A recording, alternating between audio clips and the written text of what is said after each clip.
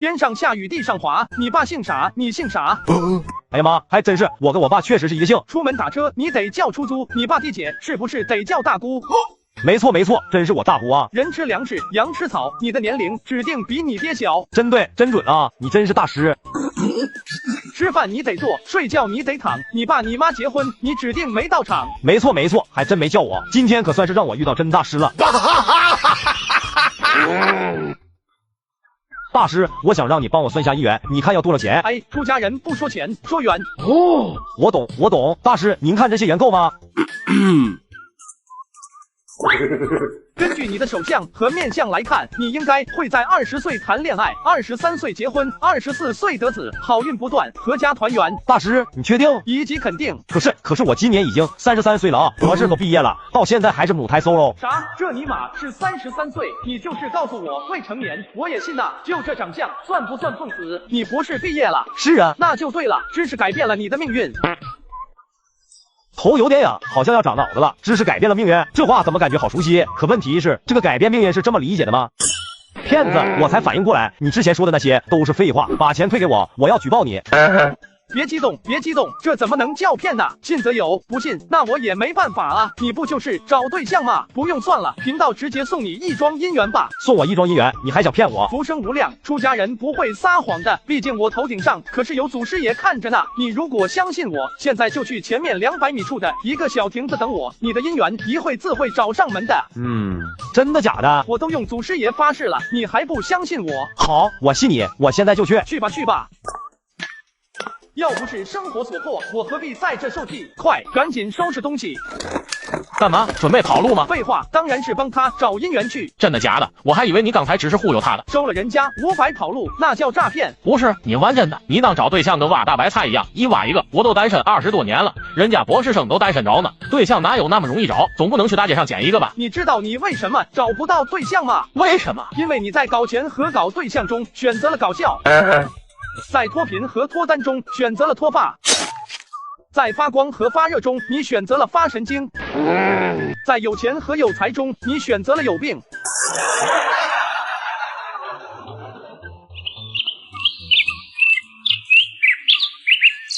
骗子、渣男，你自己有女朋友还跟我相亲，脚踩2条船很好玩是吧？下头男，恶心。对不起，我不是故意要骗你的，我跟他已经没可能了。虽然我没提前告诉你，但我是真心喜欢你，以后我肯定会对你好的。你当我还是20多岁小姑娘，被你几句花言巧语就骗回家了？你那个女朋友都告诉我了，她为你打了3次胎，什么都给你了，你说不要就不要了。之前媒婆跟我说你是研究生毕业，结果你连中专都没毕业，全都是骗子。我现在只想找个门当户对的结婚，麻烦你以后不要再来骚扰我。现在没有你我怎么活啊？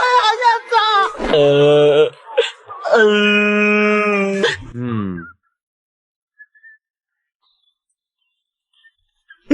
福生无量，这位女居士，请留步，我观你面带桃花，近日恐有桃花运降临啊！又来，刚走了一个骗子，又来一个。贫道掐指一算，你的姻缘就在西南方向约200米之处，只需朝着那个方向前行，定能遇见你的如意郎君。到时候你自然会回来感谢我的。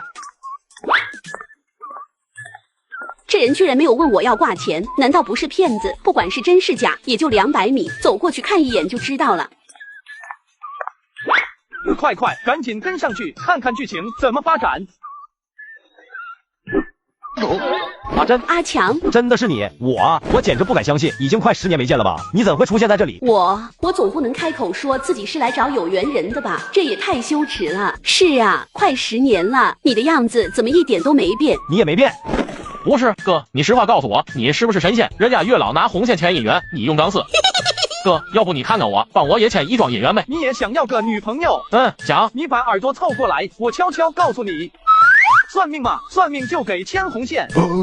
我操，别，我还是继续自产自销吧。行了，没啥意思了，回去继续算命赚钱。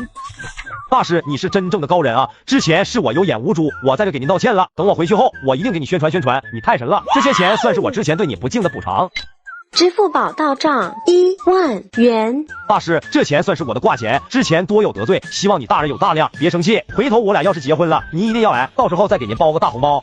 这么快就要结婚了？是啊，其实高中那会我俩就相互喜欢，又知根知底的，现在都30多岁了，没必要浪费时间谈对象了。福生无量天尊，你俩本身就有缘，遇到我只是帮你们结缘，现在你们还了我缘，也算是两清了。说什么报答之恩，日后你们若是惹出祸来，不把频道供出来就行了。记住了，大师。刚才为啥那么说啊？他们要是结婚了，不是还有一笔钱赚吗？一天到晚就知道钱，你掉钱眼里去了。别看他俩现在如胶似漆的，万一结婚后性格不合，到时候闹矛盾打架，甚至砸人，最后算我头上咋办？咱们修道的不能沾染太多因果，容易长红毛，不利于飞升啊！哥，你实话告诉我，你是不是真的会牵引人？都什么年代了，还封建迷信，要相信科学。可是这也太离谱了吧？那你之前还答应的那么信誓旦旦的，要是那女的不出现，你咋办？这简单啊，就以他那条件，别说找个30岁的，找个20几岁的小姑娘都没问题。我记得这公园附近有个相亲角，到时候把他的情况一说，那可就不是一个有缘人了，有缘人得排队。我尼玛，还能这样玩？哥，刚才他们一共给了多少钱？2000整。2000加2000，再加之前的500，这一波就赚了4500啊！我的天，这才第一天上午就赚了这么多，哥你太牛了！走，中午带你吃大餐去。哥，你不是道士吗？还能吃肉吗？谁告诉你道士不能吃肉的？不能吃肉的那都是全真派，像我这种正一派，不忌荤腥，也不需出家修行，甚至结婚生娃都没问题，只要遵守5荤3宴4不食的禁忌就行。实在不行，哪天心情不好，我就还俗。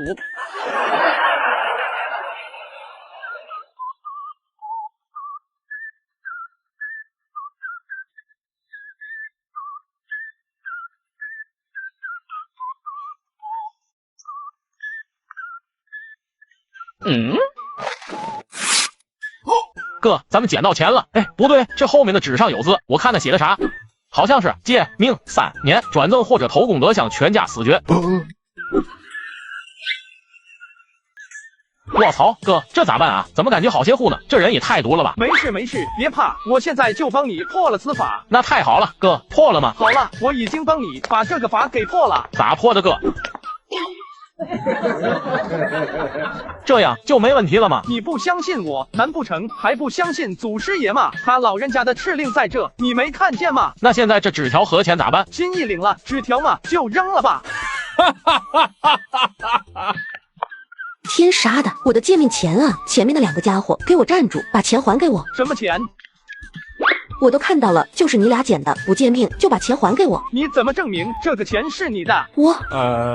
我说他是我的就是我的。啧，我看你也不像是生病的样子，咋地？你老公生病了？不行啊，大妈，以我的专业角度来看，你这是克夫啊，得给你老公多买几双耐克。这家伙真的是道士吗？嘴巴也太毒了吧！信不信我把你嘴撕烂？你看你又急，你想要啊？想要你态度好点，我兴许就还给你了。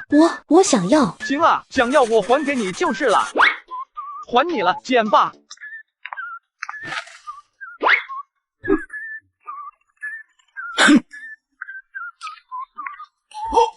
哥，他走了。那还等啥？赶紧回去捡钱啊！哥，咱们不去公园摆摊了吗？现在这个时间去公园，吃老头老太太的过期狗粮啊！道长，能帮我算一算孩子的学业吗？可以，跟我说说他的情况先。我老公走得早，一直都是我跟儿子相依为命。他从小都很争气，我忙着工作没时间管他，成绩一直都到初中都是学校前10名。后来高中我寻思着不能再忙工作不管他了，就把工作辞了，专门陪读照顾他。可是到了高中之后，成绩反而越来越差。你继续说。我一个人辛辛苦苦把他带到这么大，特地把工作辞了，全身心都扑在他身上，就希望他能有个好成绩，将来能考上个好大学。行，说得很好，下次别说了，我已经算出你儿子成绩差的原因了。真的吗？你家里有不好的东西缠着他，所以心智不开啊。有不好的东西，那怎么办呀？房事超度了就行。你一会去书店买一本《道德经》，每天在你儿子回家学习的时候认真的读一遍就可以了。就这么简单？对，就这么简单。但是记住，一定要在你儿子学习的时候读，保证很快你儿子的学习成绩就会上去的。这真的有用吗？当然，不信你问你儿子，现在是否感觉精力充沛，特别想学习？对，妈，我现在充满了动力，感觉渴望获得知识，想要学习。听见了吧？相信我，抓紧去做吧，一定要坚持，最多1个月，你儿子成绩肯定会突飞猛进。哦，对了，如果哪天你《道德经》读得很熟练了，记得再买《南华经》《黄庭经》《文史经》回去读。你家里不干净的东西有点顽固，需要长期超度。大师真乃神人也，妈，咱们快去按照大师说的买书去吧。我知道了，回去后一定按照大师说的去做。哥，你到底做啥了啊？那个小伙子怎么突然就跟打了鸡血似的？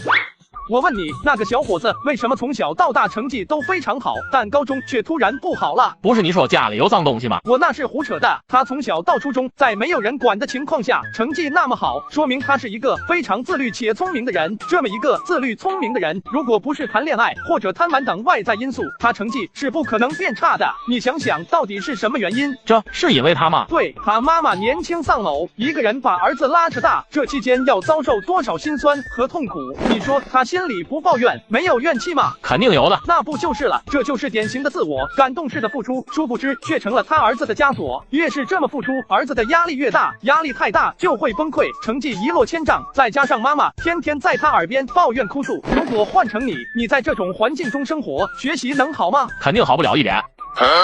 哥，照你这么说的话，他家里的脏东西岂不是就是他妈？难怪你让他回去读《道德经》，不是真的超过，而是为了不让他去烦儿子学习。我去，哥，你这也太屌了！你就学吧，学到了都是你的。道长，我感觉最近有点倒霉，你帮我算算。你这是怎么了？跟人打架了？哎，别提了，想想都觉得委屈。我跟我女朋友谈了1年了，马上就要结婚了。她家里的亲戚我基本也都见过。前几天她主动给我发消息，说她大姨妈走了，要我晚上去陪她。我听到这个消息的时候也很难过。她大姨妈虽然一直身体不太好，但毕竟也才40多岁。我寻思着都马上成为一家人了，怎么也得表示一下，特地订了一个花圈送到她大姨妈家门口。没想到当天晚上她不但没夸我，还给我暴揍了一顿。你看这给我挠的。我更在意你是怎么找到的女朋友。那晚结束后，我俩陷入了冷战，躺在床上想了一整宿，都想不明白他为什么要发脾气，还动手挠我。后来我终于想明白了。想明白了，然后呢？你做了什么？我寻思着他可能觉得我买的花圈太小了，所以我连夜又订了一个更大的花圈送到他姨妈家门口。让我猜猜，你是不是又挨揍了？道长，你这都能算出来，说的一点都没错。当时我女朋友还有她姑父和表弟刚好在家，见我送花圈过来，二话不说就给我一顿揍啊！这给我打的鼻青脸肿就算了，女朋友现在还要跟我分手，你说这叫什么事？我好心送花圈过去，现在连女朋友都没了，我太委屈了。你就知足吧，现在能活着出现在这里，说明你女朋友他们家亲戚够仁慈了。为什么啊？我到底做错了什么？难道是因为我没有随礼？那你现在讲算什么呢？算你倒霉吗？那当然算女朋友了。其实吧，想挽回你女朋友也不是什么难事。我刚才掐着一算，你女朋友被大姨妈附身，所以脾气才有点暴躁。但是我这里有专门治她的符咒。哦，那太好了，道长，快给我点符咒吧。这符咒成本有点……我懂，大师，2000够吗？够了。好了，这些符咒已经制作完成。你晚上回去看到你女朋友，见面直接就往她脸上贴1张不中就贴2张，2张不行就4张。贴完这些，保证她变回原来那个女朋友。就这么简单吗？就这么简单，去吧，趁你女朋友大姨妈刚走，兴许还能吃顿好的。好的，谢谢道长，我马上就去哈。人家再怎么直男，他起码有对象，你呢？我操，不带这么打击人的。算命的，你这儿也解梦吗？你要解什么梦？我最近总是梦到一些奇奇怪怪的东西，很多。你稍等，我拿张纸记下来，你慢慢说。有簸箕，还有呢？笤帚，还有呢？撮子。你就不能梦点别的东西吗？不是，大师，我梦到这些东西问题大吗？你关键不是问题大不大，你梦这些玩意，我一个字也不会写啊。大师，我这到底是咋回事啊？我算了下，你家里有脏东西，恐有血光之灾，而且你会被一个女人伤得很深。大师，你可别吓我啊！你想啊，无论是簸箕还是笤帚翼，或者是镯子，它们都是打扫卫生用的。你梦到这些，就说明你家里不干净，需要打扫。如果你一直不去解决，迟早会有血光之灾。大师救我！别慌，既然被我遇到了，自然要帮你破了此劫。只不过脏东西在你家里，我必须要上门看风水。可是我如果上门了，这摊位……大师，我懂，您看多少钱可以请您上门？出家人不谈钱，谈缘。大师，你看缘够了吗？走吧，带路去你家。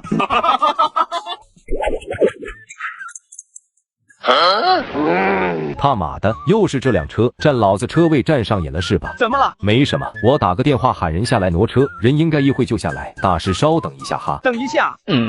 你刚才说你的车位经常被同一辆车占。是的，这1个月都占了我7、8次了，而且每次只要一打电话，一会就下来。对呀，态度倒是挺好的，我就没计较了。但是这也太恶心了吧！你先不要打电话。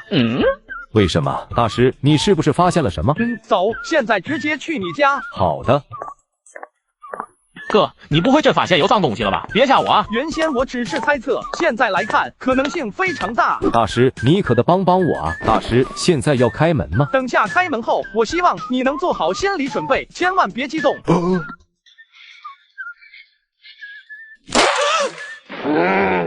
哥们，看开点，天下好女人多的是，千万别。张磊，这个女人是谁？宝贝，不是你想的那样的，你相信我。宝贝，是我老了还是这个世界疯了？渣男，你不是说你只喜欢我吗？那你告诉我，这个女人是谁？我们是真爱，你才是小三。我们都认识10多年了，只不过一直都是蓝颜知己的关系。实话告诉你，我们早就睡过了。你要是有点羞耻心，就自觉的滚蛋。你们冷静点，别冲动。大师，你放开我，我要跟他们同归于尽。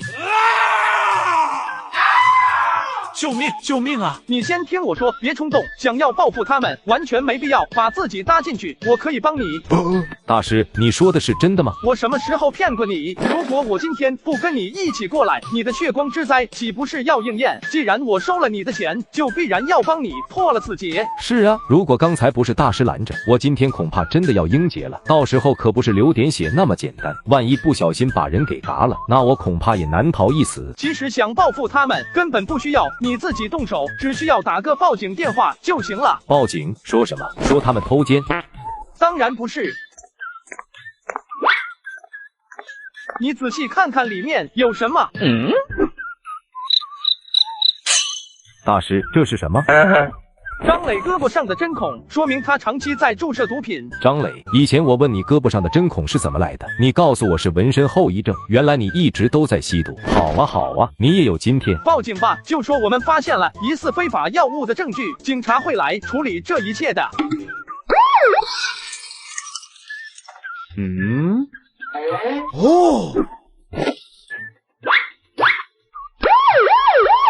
感谢大师救命之恩。救你的不是我，是你自己。既然事情已经解决，贫道也该离开了。福生无量。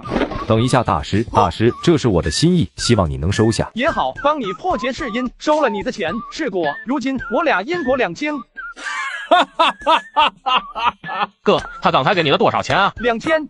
我操，2000！淡定。哥，你太牛了，我都开始崇拜你了。之前在地下车库的时候，你怎么知道他家有人？猜的。之前我看了一下车库，并不是很拥挤，其他地方也有车位。如果是你，你会盯着一个人的车位停吗？那肯定不会，不是找骂吗？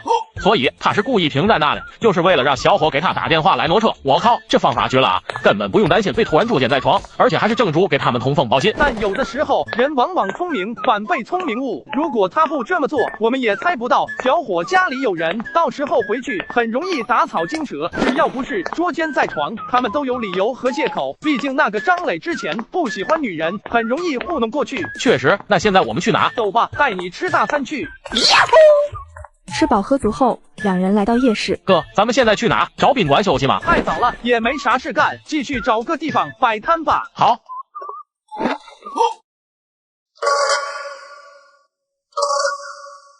城管来了哦。喂，老板，我的炒饭啊。城管来了。那我的炒饭呢？这啥玩意？你上哪去啊？要不要辣？要不要辣？哥，他们都跑了，咱不跑吗？没事，我这位置城管管不着。小张，把喇叭拿出来，把这个算命的轰走。不要信算命的，算命都是忽悠你钱的。不要信算命的，算命都是忽悠你钱的。哥，咱还是快走吧，城管一直在这喊，也没人来找你算命，在这不丢人吗？你以为我是在算命，其实我是在日行一善，你不懂。你是不是以为我在开玩笑？我先问你，你觉得算命是真的还是假的？那当然是。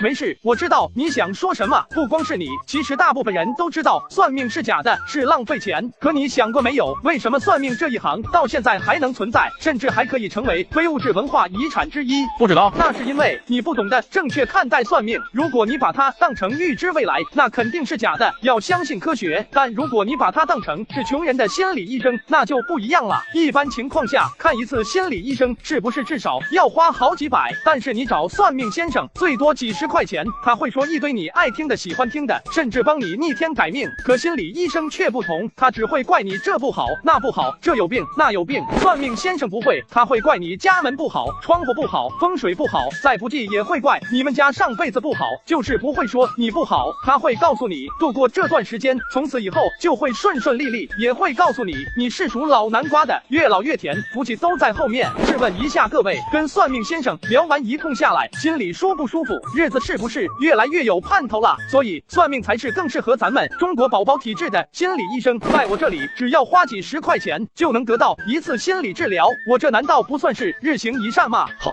道长说得好，有道理啊，我怎么没想明白呢？城管，你还觉得我是骗子吗？啊，这那个，这样吧，你最近有什么烦恼，我免费帮你看看。啊，真的可以吗？可以。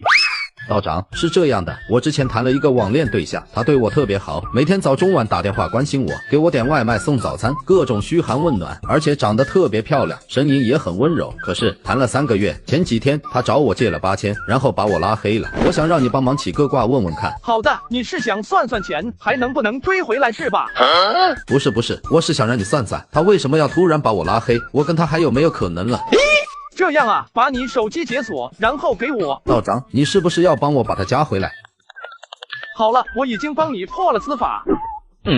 下载反诈 APP， 谨防上当受骗，警察叔叔会帮你找到他的。啊，道长，你这是几个意思？你是说我遇到了骗子？这怎么可能呢？他那么温柔，那么好，对我无微不至。你要不要听听你在说什么？你说的这些优点，恐怕咱们整个沙雕界都找不到第二个吧？你难道没听过一句话，能让你完全满意的对象，只能是骗子？不要被恋爱的甜蜜冲昏了头脑，指不定手机对面比你的都大。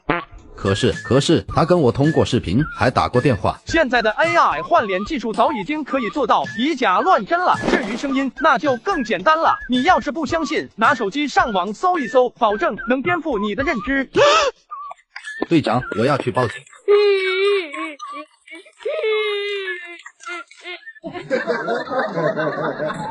道长，我老公回来了，你快藏起来。站好。道长，我老公最近每天浑浑噩噩的，一点精神头都没有，干啥也没有劲。去医院检查了好多次，啥也查不出来，天天一副要死不带活的样子，我都快愁死了。听人说他可能是中邪了，你能帮忙看看不？先生是做什么工作的？没有工作。道长，看出来了吗？是不是中邪了？确实有点邪啊。那要怎么办啊？道长，别慌，我这里有驱邪的符咒，保证可以扶正驱邪。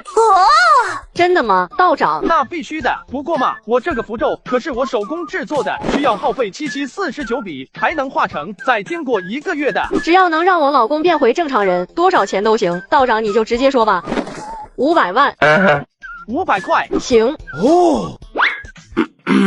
我这个符咒不能见阴气，所以麻烦你转过头去。哦，好的，没问题。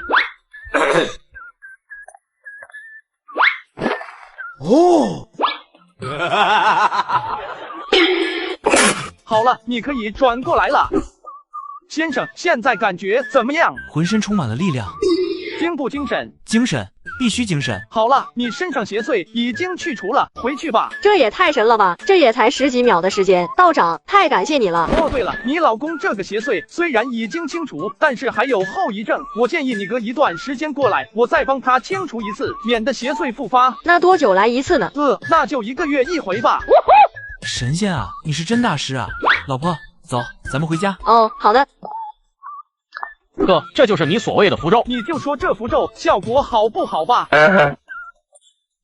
道长，我最近总是失眠，整夜的睡不着觉，明明困到眼睛都睁不开，但是一闭眼，大脑的神经就像是触电一样惊醒，太痛苦了，我这是怎么了？这位女士，频道看你面相憔悴，是否有什么烦心事？有，我老公总是家暴我，结婚5年来已经不知道打了我多少次。刚开始的时候还好，他还能克制一下，可渐渐的他染上赌博之后，经常酗酒，每次输钱回来就对我家暴。最近这段时间，天天神秘的接一些莫名其妙的电话，白天也很少看到他人影，晚上回来不是骂就是家暴，我快要疯了。听你的意思，你老公已经家暴你很多年了，为什么不离婚呢？我也想过离婚，可是我要是离婚了，孩子怎么办？这跟孩子有什么关系？在这样的家庭环境下长大，孩子的身心能健康吗？不要给自己找借口，不愿意说就算了。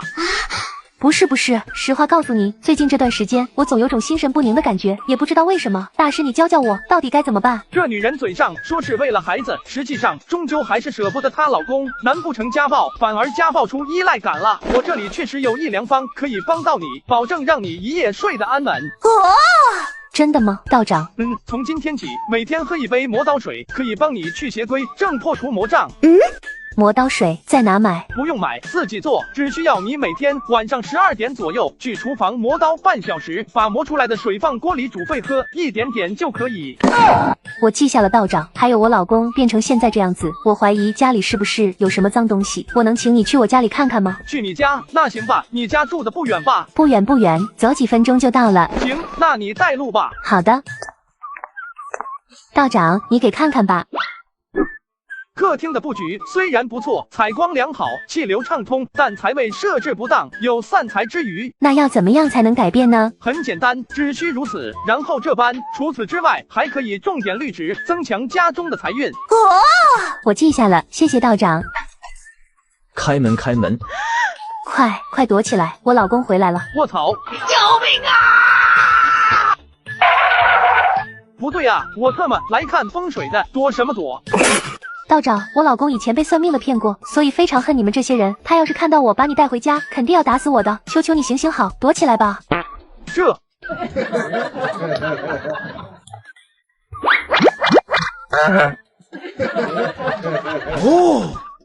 来了。特么的，大白天的你在家里丧人了，到现在才开门？没有，我刚才在睡觉。睡觉？我看你是在跟哪个野男人睡觉吧？没有，家里就我和女儿，没有别人。人呢？藏哪去了？哪有人啊？你当我傻是吗？那么长时间才开门，一开门就紧张害怕，你心里肯定有鬼。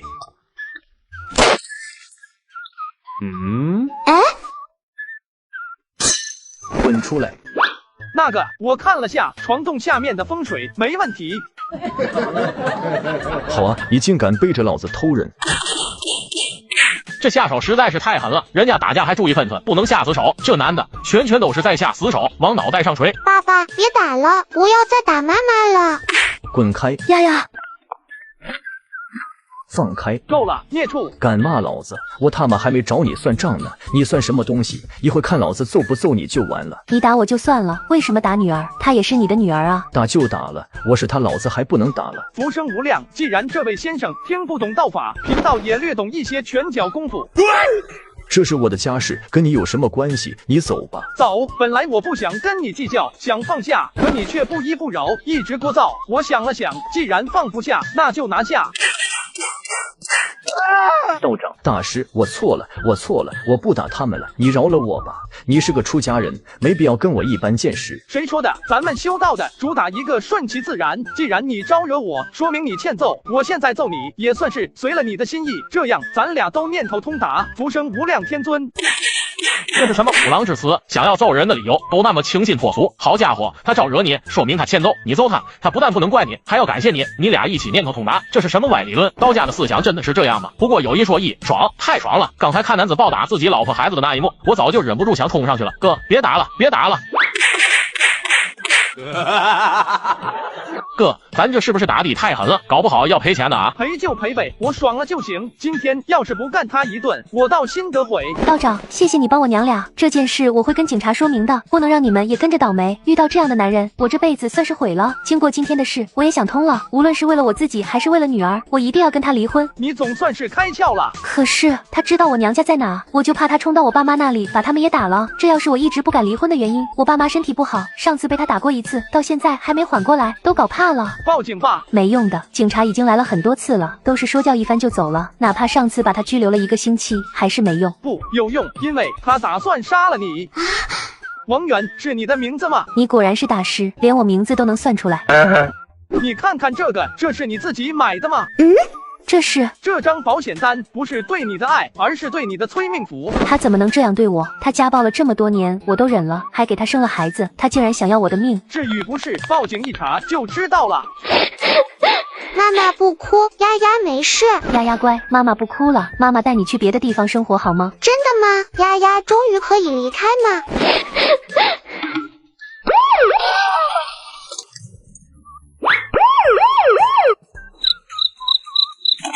这是干什么？道长，今天如果没有你，我们娘俩迟早要死在那个恶魔手中。谢谢你给了我们重生，谢谢你，以后我一定积德行善，重新做人。谢谢哥哥。福生无量，人生最大的积德行善就是原谅别人的任何错误。不过，反正我是做不到。坏了，咋了哥？是不是还有什么案子遗漏？忘记找他要上门费了，白忙活一趟。道长，可以帮我算一卦吗？可以，请问你要算什么呢？我想算财运，但是不是算我的，算下我老公的。也可以，有你老公的生辰八字吗？没有，我不知道生辰八字，我给你说说他的情况吧，你帮我起一卦行吗？也行。是这样的，我老公前段时间从家里拿了100多万，去跟别人合伙开了一家服装店，说是找了一个能力非常强，有过10几年经验的店长，他只需要负责投资就行，各占1半股份。当时我也没多想，虽然拿了不少钱，但做生意这种事我又不懂，也不好说什么。可结果几个月过去了，店铺月亏损，每个月都要亏10多万，家里的钱一点一点被他拿去填补亏损。看他这样，我就劝说他别干了，把钱抽出来，早点止损。可他死活不听，还跟我吵架，就跟入了魔一样。后来我偷偷的去他投资的那家店铺看了一眼，结果竟然开在一个非常偏僻的地方，一点人流量都没有，而且店铺装修很豪华。我也看到了店铺的老板是一个跟我差不多大的女人，保养得非常好，看起来非常干练，很有精气神。我想不明白他们为什么要在那样的地方开店，哪怕是我这种不懂做生意的人，也知道在那里开不可能赚钱。但我老公根本不听我的建议，只要一提店铺就跟我吵，后面直接人就不回家了，冷战了快半个多月了。道长，你能帮我起一卦，看看他今年财运如何，我这个家还能不能维持下去了？道长，这是什么意思？是一种提示吗？这是法律援助中心咨询热线。我懂了，道长，你是说我老公被骗了，赶紧打电话找律师去打官司是吗？我的意思是，你赶紧去打电话找律师问问离婚官司怎么打，顺便问问亏出去的钱还能不能要回来。道长，这怎么就提到要离婚打官司了呢？到底是怎么了？能不能和我说清楚啊？难道你就不好奇你老公为什么要跟合伙人把店开在那种偏僻的地方吗？连你都知道开在那里不可能赚钱，他们难道都是傻子吗？对呀，为什么呢？这些开在犄角旮旯的服装店，一般只有2种可能，一种是真的不懂经商，傻乎乎的跑去开了一个店，做着发财梦；但另外一种就完全是挂羊头卖狗肉，他是由一些插足他人婚姻的第三者专门开的。道长，你是说我老公他出轨了？现在有很多新闻，小三找男的要了钱之后，原配通过法院把所有的东西都要回去，这你知道吧？所以现在这些小三就找到了一个法律漏洞，让出轨男投资开服装店，名义上是搭伙做生意，看不出什么。问题是做生意有赚就有赔，到时候一块做生意，男方赔了钱，跟小三就没啥关系了。事实上，开服装店能亏什么？最多也就是门面费。你说你老公一个月亏10万，很明显他的钱以亏损的方式进入了别人的口袋。我从你口中描述的那个店长来看，他能力确实应该很强，只不过不是开店方面的。他能想出这种办法去赚钱，就说明他很聪明。而且你回头可以仔细去观察一下，那个店不是完全没有客户的。如果只是为了亏钱，花那么大精力开个店完全没必要。他的存在不是卖给正常有需求的人，那他卖给谁？当然是卖给他的同行。你不会觉得能让你老公做到这一步是单单打独斗吧。他们这些捞女可以简称为职业小三，私底下都是有组织的，甚至接受过专门培训。开个店不光是为了他自己赚钱，同样也方便其他同行带着男人过来消费，进行大额储值，办为 IP 卡。名义上说办了卡，随时可以来购物，实际上那些捞女根本就不会买衣服，他们会给老板一定的抽成，剩下的大部分都会原封不动的退给那些捞女。这么一来就可以规避直接赠与事实的产生，让钱绕一圈再回到口袋，到时候就算是法院打官司也很难取证，钱自然也就追不回。你老公的情况我也给你说了，至于要不要算卦，我觉得没什么必要了。我建议你趁现在早点收集证据，不至于将来人财两空。道长，我可以报警吗？那些小三破坏家庭，难道就可以逍遥法外吗？这个我只能说苍蝇不叮无缝的蛋。道长，感谢指点迷津，谢谢了。卧槽，哥，你这牛逼，这啥也没干又赚了几千，咱这3天加起来快有15000了吧？你真觉得我啥也没干？我问你，他们来找我算卦，图的是什么？不就是希望知道以后会怎么样吗？就比如刚才这个，你觉得他希望我告诉他接下来会有一劫，还是直接告诉他真相？啊，那肯定是真相。这不就是咯？知不知道什么叫知识产权？哥，这些捞女太可怕了，怎么判断是不是捞女啊？这个简单，看他跟你提钱的频率就知道了。无论是男人也好，女人也好，如果你喜欢一个人，会不会把你最好的形象展示给你喜欢的人看？那肯定的。这不就是咯？如果真的喜欢一个人，绝对不会开口闭口提钱，这样不但会显得很低俗，而且还会让人产生不好的印象。如果整天动不动就是欠水费、欠电费、欠手机费、欠房租费，工作不顺利没钱吃饭，不管他找不找你要钱，但凡他开口提自己生活过得不好，绝对动机不纯。真喜欢一个人，哪怕是借钱，都会跟他出去约会，一起吃碗麻辣烫，都会很开心。你就记住一点，真心爱你的人，他往往更害怕你以为他是为了你的钱而跟你在一起。道长，我们想请你去我们村做一场法事，你看成吗？你们村怎么了？有人去世了还是？不是，实不相瞒，我们村子可能中邪了，有不干净的东西，所以想请道长过去帮忙看看。具体什么原因能说清楚吗？还是我来说吧。我们村的动物经常集体去见太奶，详情的话你往下看就知道了。行，那我就跟你们走一趟吧。谢谢道长，那事不宜迟，咱们现在就出发吧。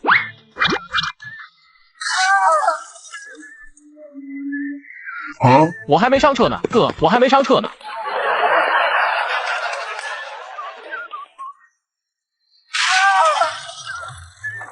嘿，公路上不允许睡觉哦。道长，我们到了，快看那里。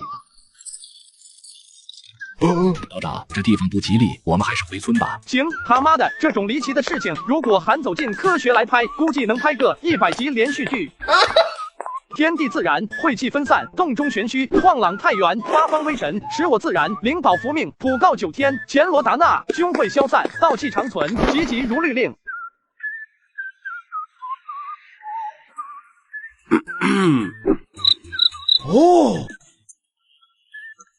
道长，饿了吧？路上知道你没吃饭，特地煮的红薯，这可是咱们村的特殊品种，又甜又糯，可好吃了。好的，谢谢。真好吃，哥，这红薯是我吃过最好吃的红薯。你说他们种这么多红薯，吃得完吗？我们都吃腻了，主要还是卖，到时候会有收购商过来谈价格，多余的生下来的也可以拿去喂家畜，他们也爱吃，长得可好了，就是可惜。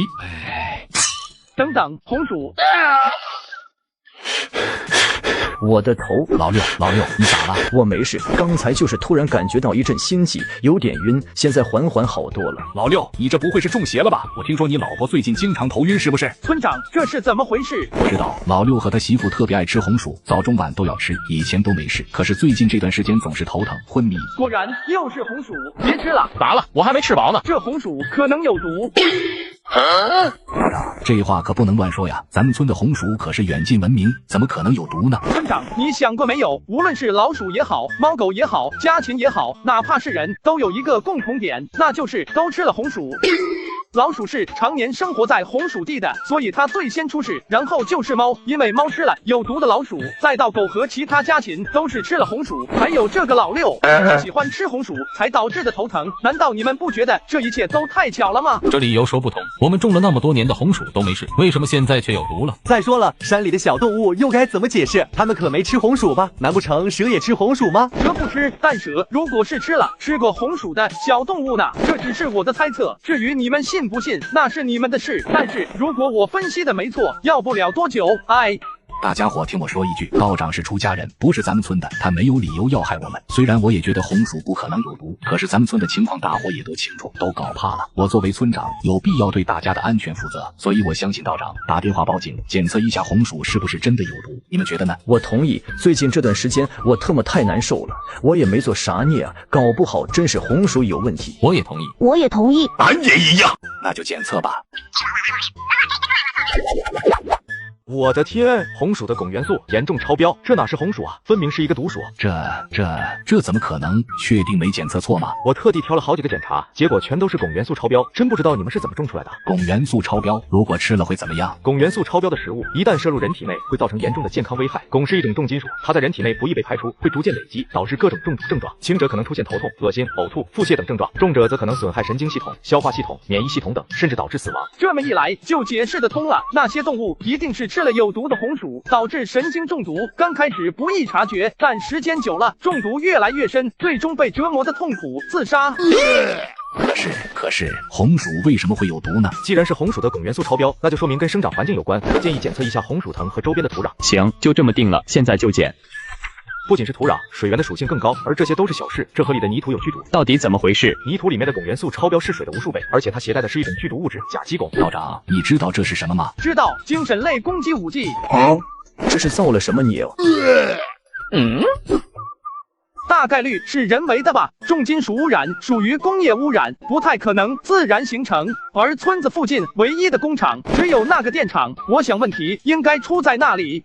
电厂，这是跟他们有关？现在还不能完全确定。从目前的情况来看，能把无机汞传到这里形成甲基汞，也只有那个大烟囱了。只需靠近电厂检测一下空气质量，就知道是不是电厂的问题了。这个提议好，现在就去测吧。看来我猜的没错，就是电厂的废气排放不达标，导致无机汞飘到村庄附近，再经过下雨等降尘方式融入灌溉渠和微生物发生反应，最终形成甲基汞。警察同志，你可要帮我们做主啊！老村长，你放心，这件事我肯定会一查到底的。光凭目前的证据还不足以对电厂实施抓捕，我就怕一旦有动作，他们可能会有所准备，万一到时候检测不出附近的废气超标，之前所有的猜想可能都要被推翻。没错，正所谓捉贼捉赃，如果他们改善废气排放，没有任何证据证明他们跟这件事有关，所以想要彻底解决此事，得立马进场把证据给录制下来。道长，你说的容易，咱们光是进去都费劲。谁说的？进去很容易，不过嘛，你得换身衣服，警服太招摇了。为了以防万一，我先打个电话。能私人建立一个电厂，背后没点实力根本不可能。何书记出事了，发生什么事了？你去看下前面的剧情就知道了。胆大包天！5年前，我下乡宣传西海市农产品的时候，对他们当地的红薯赞不绝口，甚至一口气吃好几个。经过这么一宣传，大山里的红薯出名了，附近的村民争相效仿，开始种红薯。现在突然有人说红薯有毒，这跟打我的脸有什么区别？我听说那个电厂是张县长亲自拉来的投资吧？是的，据说他们关系很好。行，我知道了，你马上让司机准备好车，我要去一趟电厂啊。好的，我马上去安排。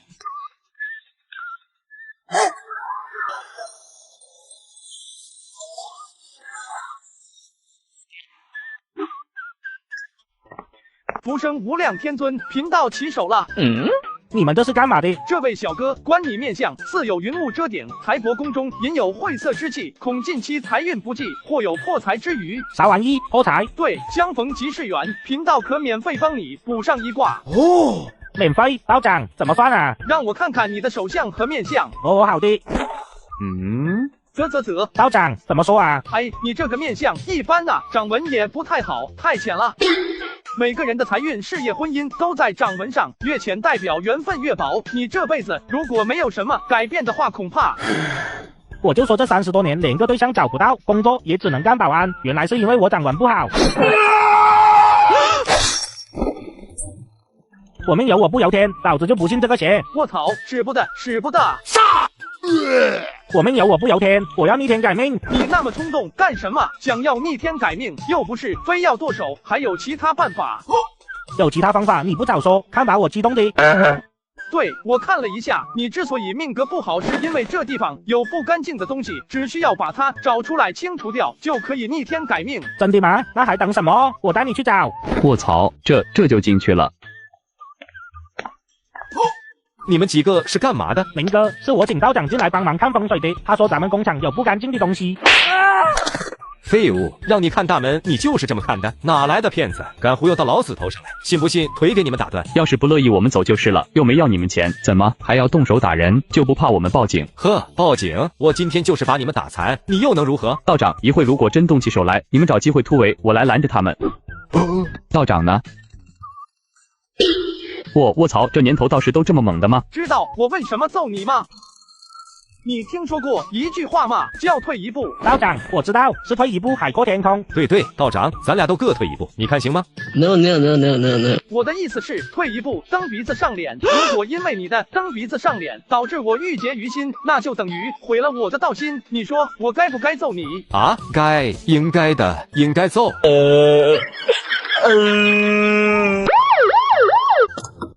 不许动，警察！老杨，这是怎么回事？你干的？我有几斤几两，你还不清楚吗？这都是人家道长揍的。道长还真是高人呢。警察，你们来的正好，这个道士打人，你们不管吗？你真当我眼瞎？杨局出什么事了呀？搞得这么兴师动众。张县长，你知不知道电厂的废气排放不合格，一直在污染环境？这就因为这件事吗？你也真是的，这么大的电厂，省那点钱干什么？回头自觉的去缴纳罚款。我错了，绿水青山才是金山银山，回头我一定整改。杨局，你看这事也没多大嘛，不就解决了？没啥事的话就收了吧，晚点我请你吃顿饭，如何？呵，张县长，你真觉得这是一件小事情？在电厂附近有一个专门种红薯的村子，你应该知道的吧？这我知道，我记得老板逢年过节还给他们送礼物来着。那你知道，因为电厂的废气排放导致他们的水源产生剧毒，整个村子除了人，没有一个活物，全部死绝。来的时候已经有医护人员去检测了，全村都是金属中毒，无一例外。不仅如此，附近的红薯地以及红薯全部汞元素超标，你可别忘了，这些红薯是销往全国各地的。这怎么可能？张县长，你说让我收队，你告诉我能收吗？这杨局，你看现在不是还没有造成人员伤亡吗？这件事如果被曝光出去，后果肯定不堪设想。以我看，咱们还是尽量大事化小，小事化了。至于电厂这边，回头我肯定让他们停业整顿，村民那边也会尽可能的安抚，给予补偿。你觉得呢？你好大的胆子！书记，您怎么来了？来，哪天我的乌纱帽丢了都不知道怎么回事。你胆子可真大呀！这么大的事情，你竟然想要把它压下去，就为了这一个电厂？我倒想问问他电厂到底给了你多少好处？你也不用给我解释，有什么话跟检察院说去吧。所有涉案人员全部抓起来，带回去严加审讯，所有过程全部跟我汇报。是，yes sir。老杨啊，这次要不是你发现的及时，那一村人恐怕就……何书记，这可不是我的功劳，这都是这位道长发现的。这位道长果然是慈悲为怀，我代表西海市的民众向你说声感谢。这都是缘分。走，带你去吃大餐。你认识我吗？不认识。你们是？没事，过了今天你就认识了。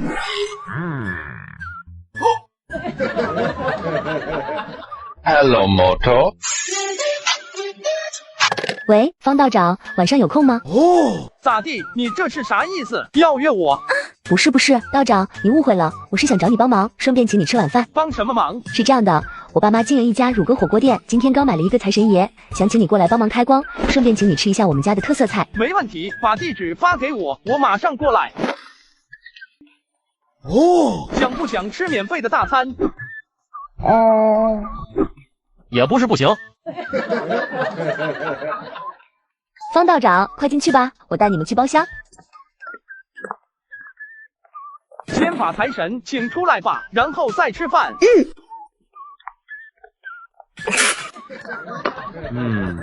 我算了一下，你们家的财位在东南位，回头把财神爷摆在那边吧。啊，方道长，那地方好像是厕所旁边啊。没事，你只需要请一个人，每天把厕所打扫得干干净净，就像是卧室一样，没有异味就不会有影响。哦，我知道了。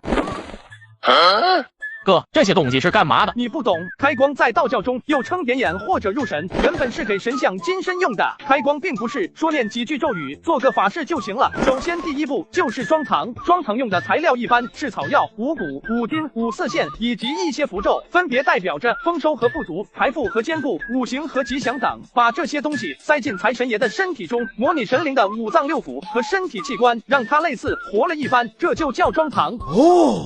财神爷降临，五谷丰登，财富满盈，吉祥如意，驱邪避凶，保佑平安。开眼光眼光明，开鼻光鼻闻臭香，开口光口尝百味，开耳光耳听繁言，开足光足行万里。行了，把财神爷请上财位吧。好的，谢谢道长。老板，你认识我吗？不认识，你们是？没事，过了今天你就认识了。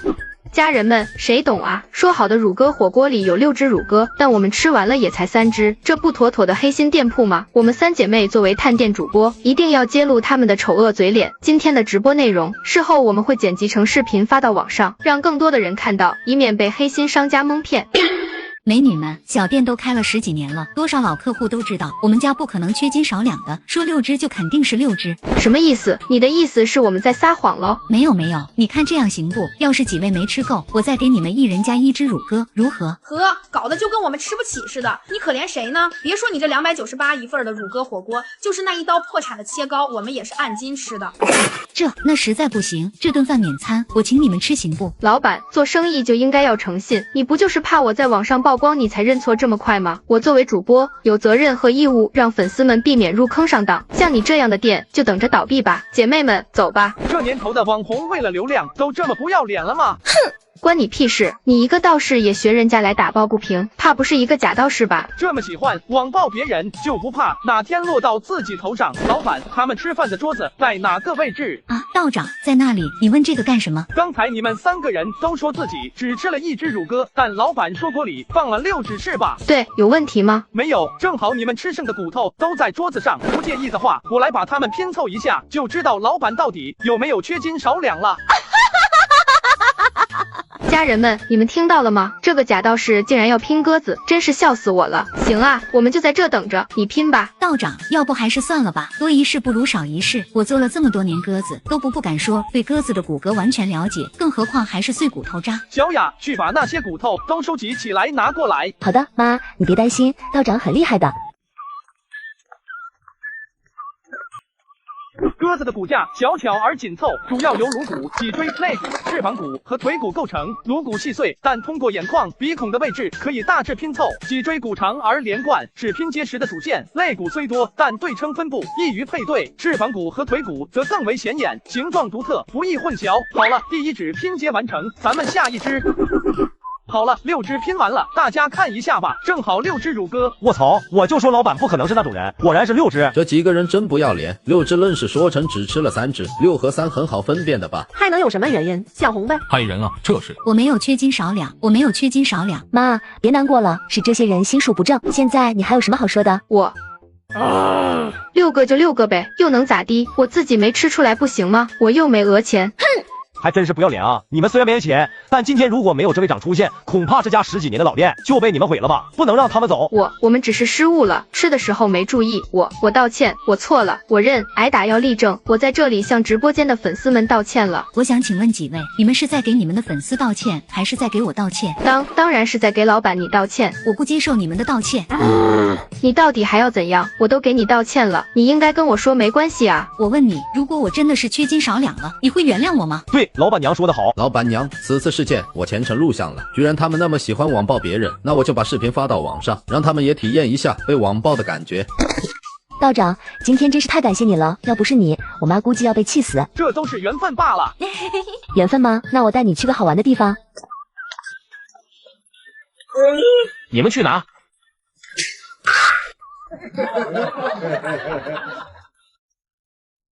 道长，你会看宅子吗？看宅子是要看风水吗？对。哦，那我太会了，不是我吹牛，阳宅阴宅山川走势，我闭着眼都能给你说出个1、2、3来。你是要看房子的布局，还是要看别墅的位置，亦或者是老家宅基地建造位置？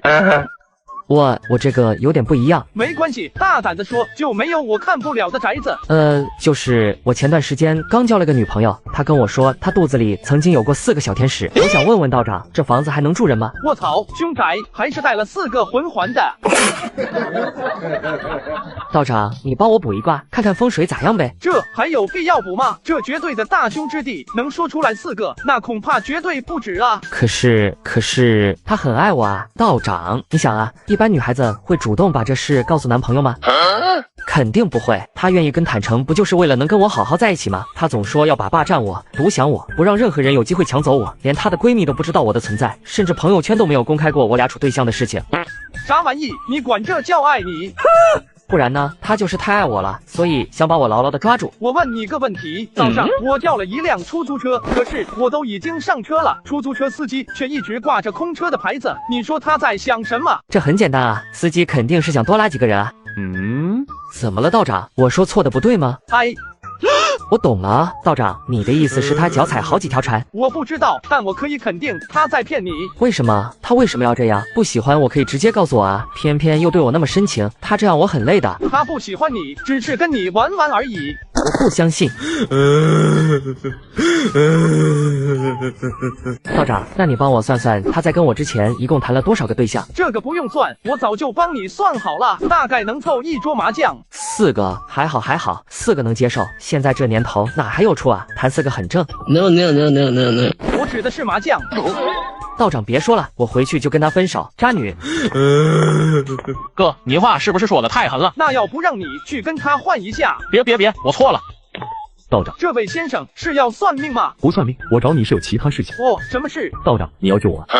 实不相瞒，我可能遇到鬼了。啊，你先别慌，慢慢说。是这样的，我前段时间4S 店买了一辆新车，刚开始前面几天开的没什么问题，可是有天夜，我着急见客户走高速上，原本平稳的120码开车，结果突然方向盘猛地往右倒，猝不及防，那给我吓的，得亏我反应快，车子差点撞到旁边的护栏上。后来下车检查了一下，发现什么问题也没有，开起来一正常，就没在意了，以为只是车速快。结果没过2天，又是夜里，又是高速上，再次出现同样事情，就好像是有什么东西在跟我抢方向盘似的。后来我特地把车开到4S店去检查一下，他们说车子没问题，可能是我开车分神了，但我可以肯定，绝对不是分神，就是有人在抢方向盘。道长，你说我是不是遇到鬼了？鬼想害我？你车子开过来了吗？我帮你做个法，驱个邪吧。不过我得提醒你，如果是车子有问题，尽早去检查。在的，就在公园的停车位上，要是方便的话，我现在就带你过去。道长，需要我怎么做？天清地明，邪祟速离，太上老君急急如律令，把车子的每个角落都贴一张黄纸，记住一定要贴偏僻狭小的地方，邪祟最喜欢藏在那里。道长，你看我车上怎么会有女人头发？你确定这不是你媳妇或者情人的？我媳妇自己有车，不坐我的，而且我这车才买没多久，那里面都没用过，哪来的头发？这不会就是那个鬼留下的吧？不用害怕，头发先保存起来，就算是鬼留下的，我给他超度了。好。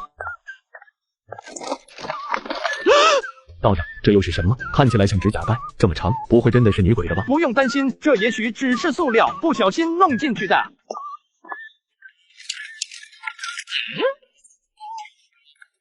这是什么？在我座位下发现的。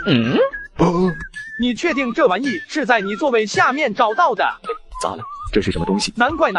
道长，到底怎么了？是不是有鬼？没有，恭喜你，你要发财了。啥？我要发财了？为啥？你知道这是什么吗？不知道。这是人皮。我操！道长，你别开我玩笑了，还发财呢，我都要吓死了。这真是人皮？没错，你难道就没有想过你的车里为什么会有女人的头发、指甲，甚至是发干的人皮吗？难道是我遇到女鬼了？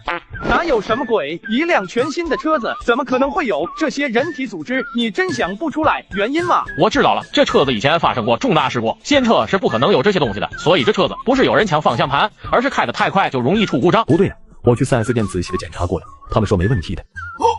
道长，你的意思是 4S 店卖我魂环车？你总算是反应过来。这怎么可能？他妈的，敢把魂环车当新车卖给我，我要找他们算账去。你不能去。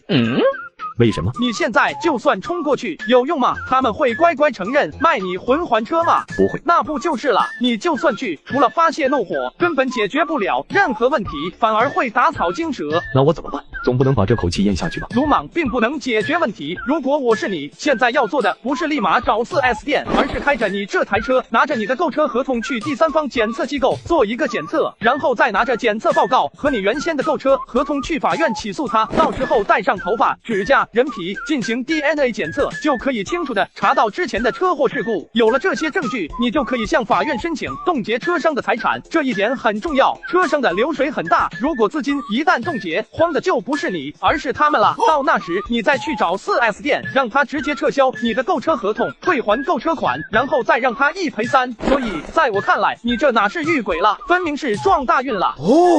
哈哈哈！谢谢道长指点迷津，回头事情结束了，我一定来给你包个大红包。走，带你去吃大餐。算命的，给我算下什么时候能中500万。你脑子让驴踢了吧？这玩意我就算算出来，又有什么用？啥意思？我问你，石头剪刀布会玩不？会呀。行，咱俩玩石头剪刀布，你赢了我给你500万，你输了给我2块就行。还有这种好事？那还等什么？抓紧开始吧！你先出。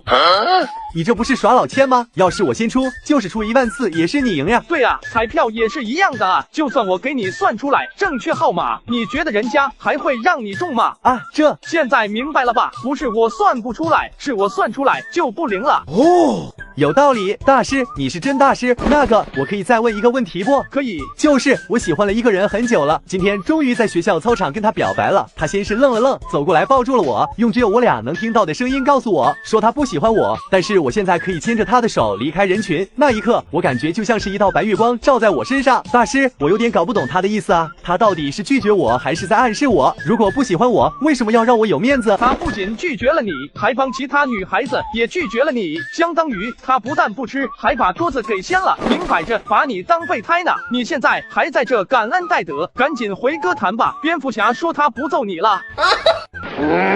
我渣女，她怎么可以这样？这样一搞，我以后岂不是连对象都难找了？你换个角度想，其实他也掀了自己的桌子，只要你脸皮够厚，备胎也是可以上车的。哦，大师，我悟了，谢谢大师指点迷津，我这就回去造谣说她是我女朋友。道长，可算是找到你了。你认识我？不是认识，咱这西海市想找个道士也太难了。快，跟我走，有个火介绍给你。啊？什么火？就做把超度什么的，大等不及了。先跟我走，路上边走边说。我是搞工程的，最近接了一个修路的活，本以为又血赚一笔，没想到被人给坑了。我修的那个路段，早些年的时候有传言说是倭国搞人体研究的基地，不知道死了多少人，怨气集中。后来政府决定修路，公开招标，被一家公司拿走项目。项目一经启动，工地上经常出事，动不动就有人发疯昏迷。渐渐的，有传言说这地方不干净，有邪门的东西，工人们都吓坏了，全都罢工，不敢干活。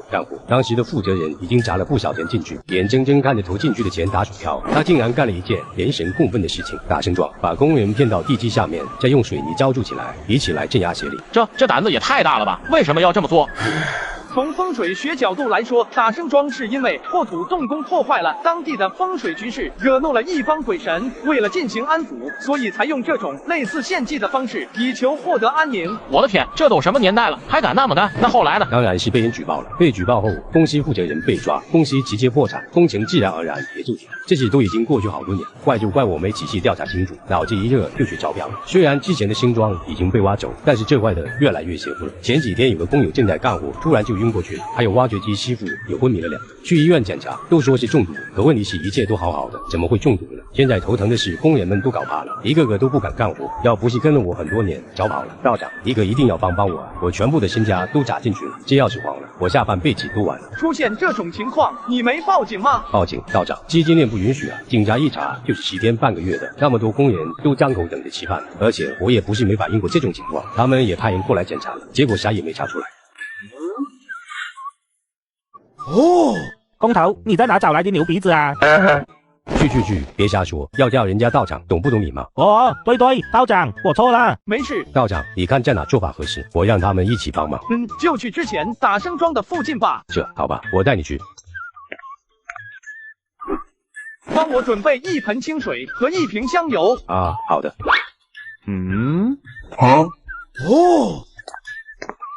天道有常，地道有纲，人道有伦，鬼道有章。听我以此符咒，驱散邪祟，安定人心。太上老君急急如律令。好了，做法已经结束。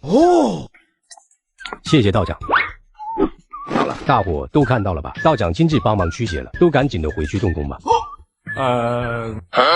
李师傅，要不你起个头，开挖掘机挖几铲子？我工头，你就饶了我吧。早上老王才昏迷，你现在让我挖，我哪敢挖？你在跟我开玩笑吗？工头，这个问题不解决，我是不会开工的。钱和小命哪个重要，我还是分得清的。是啊，工头，不是我们不愿意干活，实在是不想赌啊。虽然你请了道士，可谁知道这人是真的还是假的？但我知道邪门是真邪门。哎，算了吧，他们不就是害怕吗？我来给他们打个样吧。道长，你要干嘛？挖土啊！你还是算了吧，铁锹挖不动的。谁说我要用铁锹的？我开那个。开挖掘机，道长，你别开玩笑了，挖掘机操作没那么容易的，得先去学。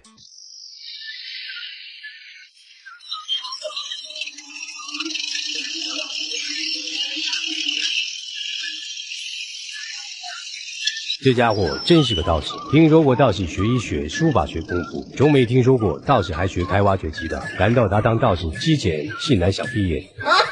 都看到了吧，道长亲自打样了，现在大伙还不放心吗？啥情况？刚开口你就打，直接打脸，不带这么玩的吧？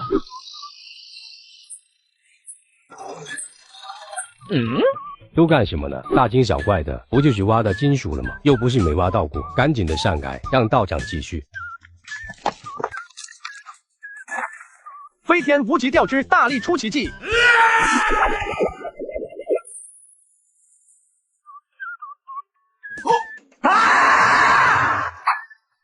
道长，这咋办？小场面，一个电话解决。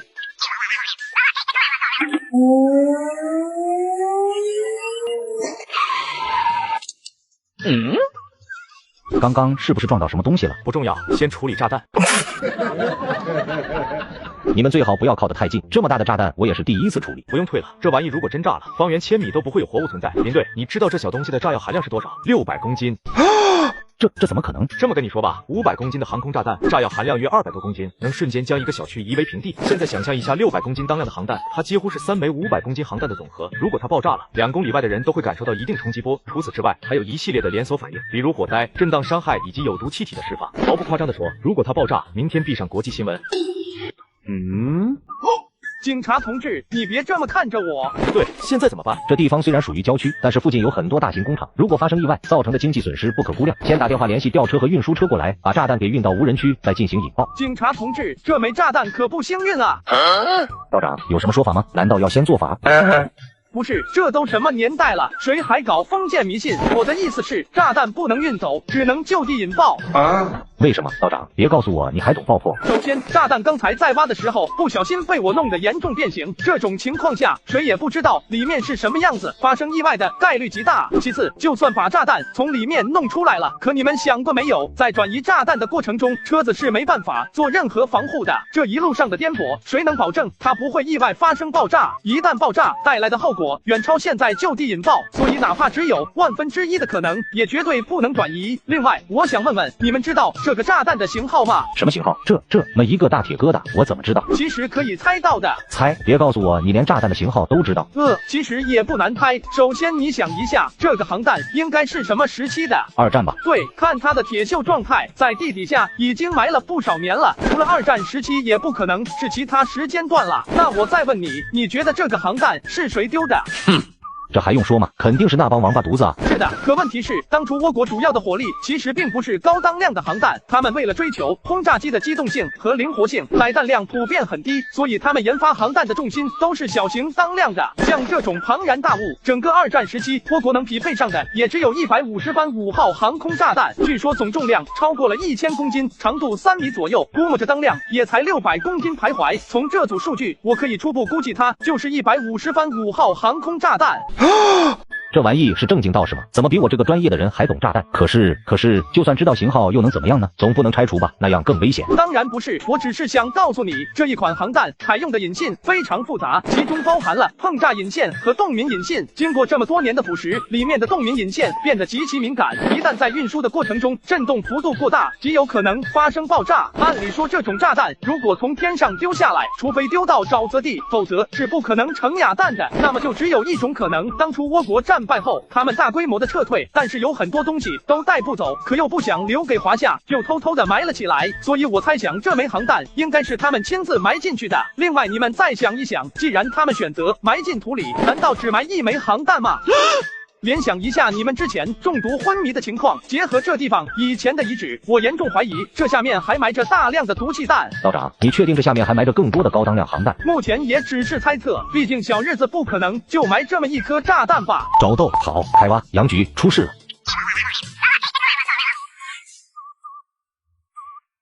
2位是爆破专家，对此有什么看法？我觉得方道长考虑的非常周全，很有道理。原地引爆确实是最佳的选择。没错，运输途中一旦发生意外，那将是一场灾难。杨局立刻联系消防医护人员，在2公里外随时待命。陈秘书立即疏散工地3公里内的人员，将他们好生安置。所有损坏房屋和个人财产均由政府赔偿。何书记，下边发现了大量的尸骨，有大人的，有孩子的，数不清的尸骨。哥，你们怎么了？白骨埋在这么深的地底，而且变成这种颜色，说明它肯定埋葬了很多年。而这个地方挖出了毒气弹，是曾经小日子的研究所，现在又发现大量的遗骸，有大人的，有孩子的。答案是什么？应该不用我多说了吧？谭秘书通知西海市所有法医前来帮忙。太上赤灵，超汝孤魂，鬼魅一切，四生张恩，有头者超，无头者生。事情解决后，方阳并不想在工地过多停留，不知道为什么，看着深坑里越挖越多的遗骸，他的心脏仿佛停止跳动了，就连呼吸都变得无比困难。尤其是看到那些孩子的尸骨后，他的心彷佛被针扎似的疼痛。哥，你到底会不会法术？要不你把富士山给弄喷发呗？你咋不说我让核污水倒灌回去呢？或者直接召唤哥斯拉？这也行。算命的，帮我算算我什么时候能找到老公？那得看你找个什么样的。我要求很高的，虽然我今年35岁了，但是男方超过30的我不将就。我1个月工资大概3000吧，但是男方月收入少于2万，我不将就。还有我带个孩子，所以住的房子不能少于150平方，否则我不将就。最后虽然我是2婚，但彩礼该给的还是得给，少于30万我也不将就。你帮我看看什么时候能找到这样的老公？你确定你没找错地方？你要是想相亲，去婚庆公司啊！我就是去了婚庆公司，他们说许愿让我去找算命的，我这不是来找你了吗？我说这位老美女，您太低估您自己了。你看你哪里像35岁嘛？在化妆品和强大的美颜技术下，你顶多18岁。别误会，这不是化妆品和美颜的成功，而是你的底子本来就很好。我认识一个大姐，今年52岁了，看着就像是25岁，还带着2个孩子，一个残疾，一个智障，相亲了100多次都没成功，就是因为她的不将就，所以最终她等到了她的天命之子，来自纳美克星的贝奇塔王子。光是彩礼就给他花了8.8个亿，还赠送了100多亩的油田，甚至连他之前的几个前夫美人都分到了1个亿。所以你一定要坚持住，千万不要将就。我呢，今天也不收你的挂费了，就当是跟你结个缘。我为我提前认识一个亿万富豪而感到荣幸。哎呀，真不好意思。道长，谢谢了，你说的很有道理，我一定会坚持下去。等我找到真命天子，一定会回来感谢你的。哥，你这不是让人家一辈子都找不到对象吗？你觉得谁娶她能有好日子过？我这不是在害人，是在救人，是大功德。道长，帮我算算我这几年的运势吧，我好累啊。一般说这种话的人，心情都是非常压抑的，一旦遭遇什么重大变故，搞不好会想不开。这位女士，我观你眉宇间凝聚着一抹化不开的愁云，想来应该是遇到什么困难了吧？在算卦之前，我想问问你到底遇到了什么事，我好帮你针对性的去算一算。前几年为了考虑孩子上学的问题，我们家拿出所有的积蓄贷款，在市中心买了一套2手的楼梯房。我家是1楼，原本住的好好的，可是去年小区里都在弄加装电梯的事情。一开始我肯定不同意，我家的房子根本不需要电梯，而且比他们买的要贵，如果加装了电梯就得损失不少钱。可是任凭我怎么去争论，最后还是被强加了电梯，而我却无能为力。原本通道口好几米宽，每天进出非常方便，可自从加装电梯后，过道连1米都不到。我去相关部门投诉，但是每一个部门都说它合法，所以我就只能接受阳光房变成阴暗潮湿的地下室。每当下雨的时候，房子里总有一股发霉的味道。找了师傅来看，才知道电梯的雨棚是故意往我家倾斜，导致雨水全部流到我家窗户上来。曾经1楼的窗户很高，踮起脚都够不着，现在地面抬高1米多，1楼直接变成了地下室。为什么你不同意还可以加装电梯？只要有2/3的人同意，1楼就没有话语权，甚至都没有通知我。前段时间我家天天被他们扔垃圾，窗子门上到处都是臭味，整栋楼的人都在针对我家。花了一辈子的积蓄买的房子变成了这样，贬值就算了，还要花很多钱去维护，其他业主1毛钱也不赔偿。这1年来，我天天跑，到处去各种部门投诉举报，但没有一个地方可以帮我维权。现在家也烂了，什么都没了，我感觉心好累啊。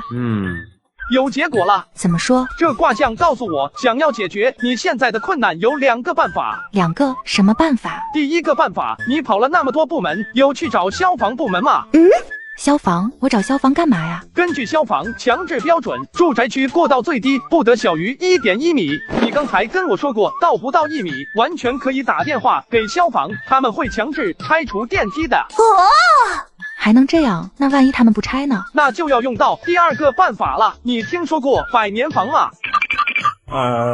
其实就是民房。现在很多人买不起墓地，先人的骨灰没地方存放。如果你住的不顺心，那就把门窗全部封起来，改成100年房租出去，家里面放上几10个骨灰坛子，严格按照政府不扰民的时间规定播放丧乐。还有，你不是说你们那是学区房吗？正好可以以这个为噱头，先人住进去，孩子能考得好。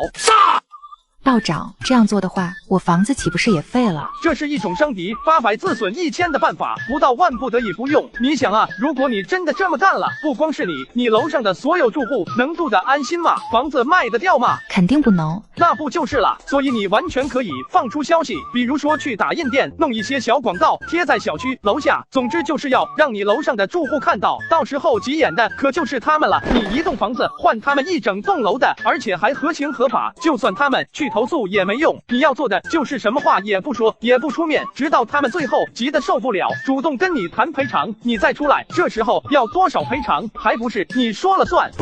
这真的是一个道士能说出来的话吗？怎么感觉像邪修？绝，太绝了！遇事不决，先把水搅浑，激化矛盾才是解决矛盾的最佳方法。如果真按照我哥所说，那帮人大概率是会妥协的。毕竟一想到天天一进门就是100年房，躺在骨灰上睡觉，这谁受得了？特别是一些老年人封建迷信，那不得要他们命啊！道长，你这个方法好，太好了，谢谢，真是太感谢你了。光是贴小广告可能还不够，条件允许的话，可以找道士去楼下做法，吓也得吓死他们。好，回头我就跟我爱人商量，到时候发完广告就请道长去做法。谢谢道长。去吧。哥，我发现你变帅了。什么叫变帅了？哥一直很帅。说真的，之前我总觉得你算命纯靠忽悠，就是个假道士。但是这几天下来，我发现了，你这哪是算命先生，简直就是神仙下凡啊！人家算命靠说好听的话，你算命是真的解决问题。所以你要不要也算一卦？还是算了吧，我没什么想算的。道长，我老婆最近刚生了个儿子，我想让你帮我算算。行，你儿子的出生日期还记得吗？记得，7月28号凌晨2点15分。你具体想算什么呢？健康、运势、财富还是？是这样的，我儿子是早产儿，提前了2个月，但是他出生的时候有8斤重。我儿子是早产儿，提前了2个月，但是他出生的时候有8斤重，我怀疑他有巨大儿的症状，你帮我算算，他是不是不正常？早产2个月，出生8斤，你确定你没弄错？没有，这我怎么会弄错呢？道长别误会，她不是我老婆，她是我妹。行吧，我帮你问一卦。道长怎么说？有结果了吗？有了，这个孩子没问题，很健康，但是吧？但是什么？我刚才算了一下，这个孩子可能命里克你，有他在，你跟你老婆容易吵架，容易离婚。真的假的？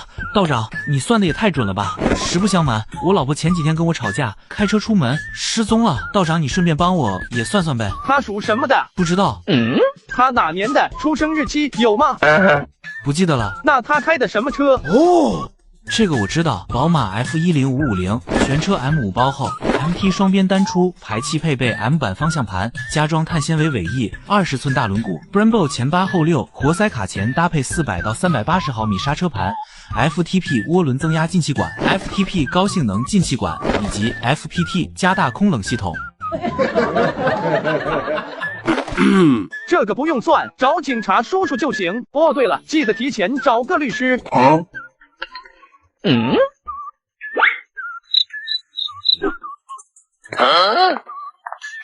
自己好心提醒他，结果连5毛钱都不舍得给。警察同志，真不好意思，我妹妹是个聋哑人，从小就有自闭症，你等我跟她解释清楚，她就不闹了。既然是残障人士，出门在外一定要监护好，避免走丢，需要我们帮忙吗？不用，我给她解释一下就好了。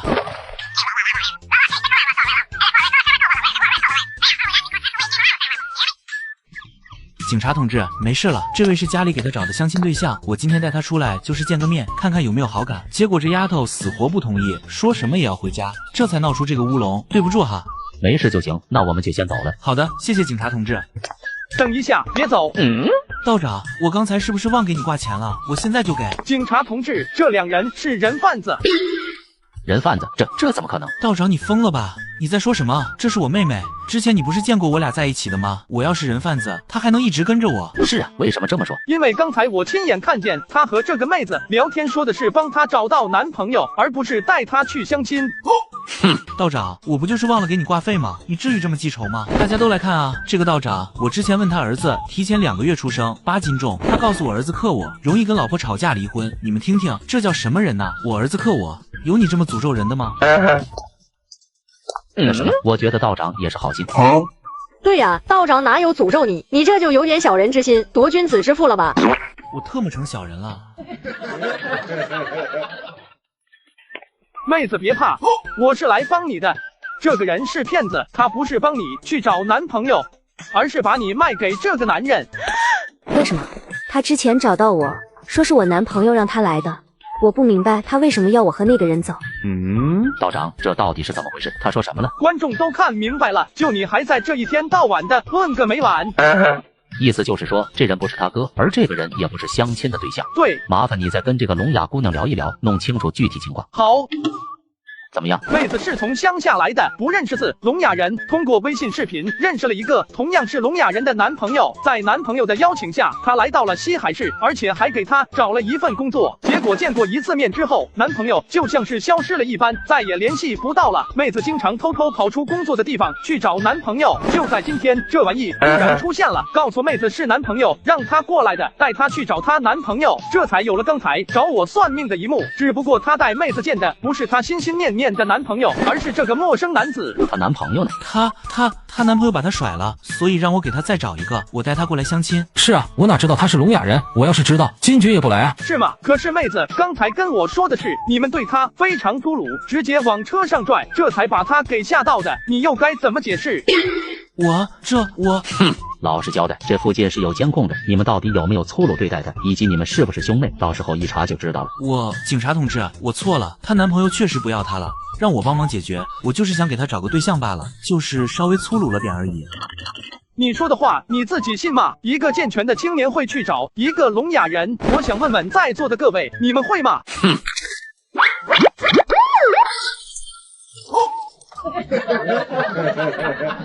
到底怎么回事？他们2个怎么被带走了？他们不是好人，想把你卖掉。为什么？我男朋友呢？无奈之下，方阳只好详细的跟他解释了一遍。谢谢你，你是好人，我不知道怎么回家了，你可以带我回去吗？这好吧。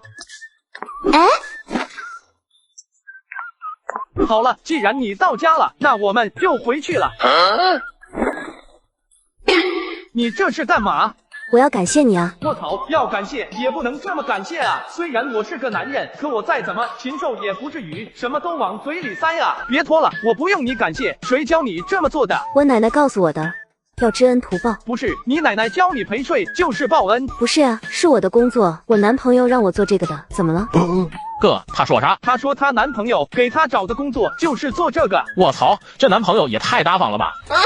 你傻啊！她男朋友从来就没把她当女朋友，只是当一个赚钱的工具，说不定她男朋友也是个人贩子。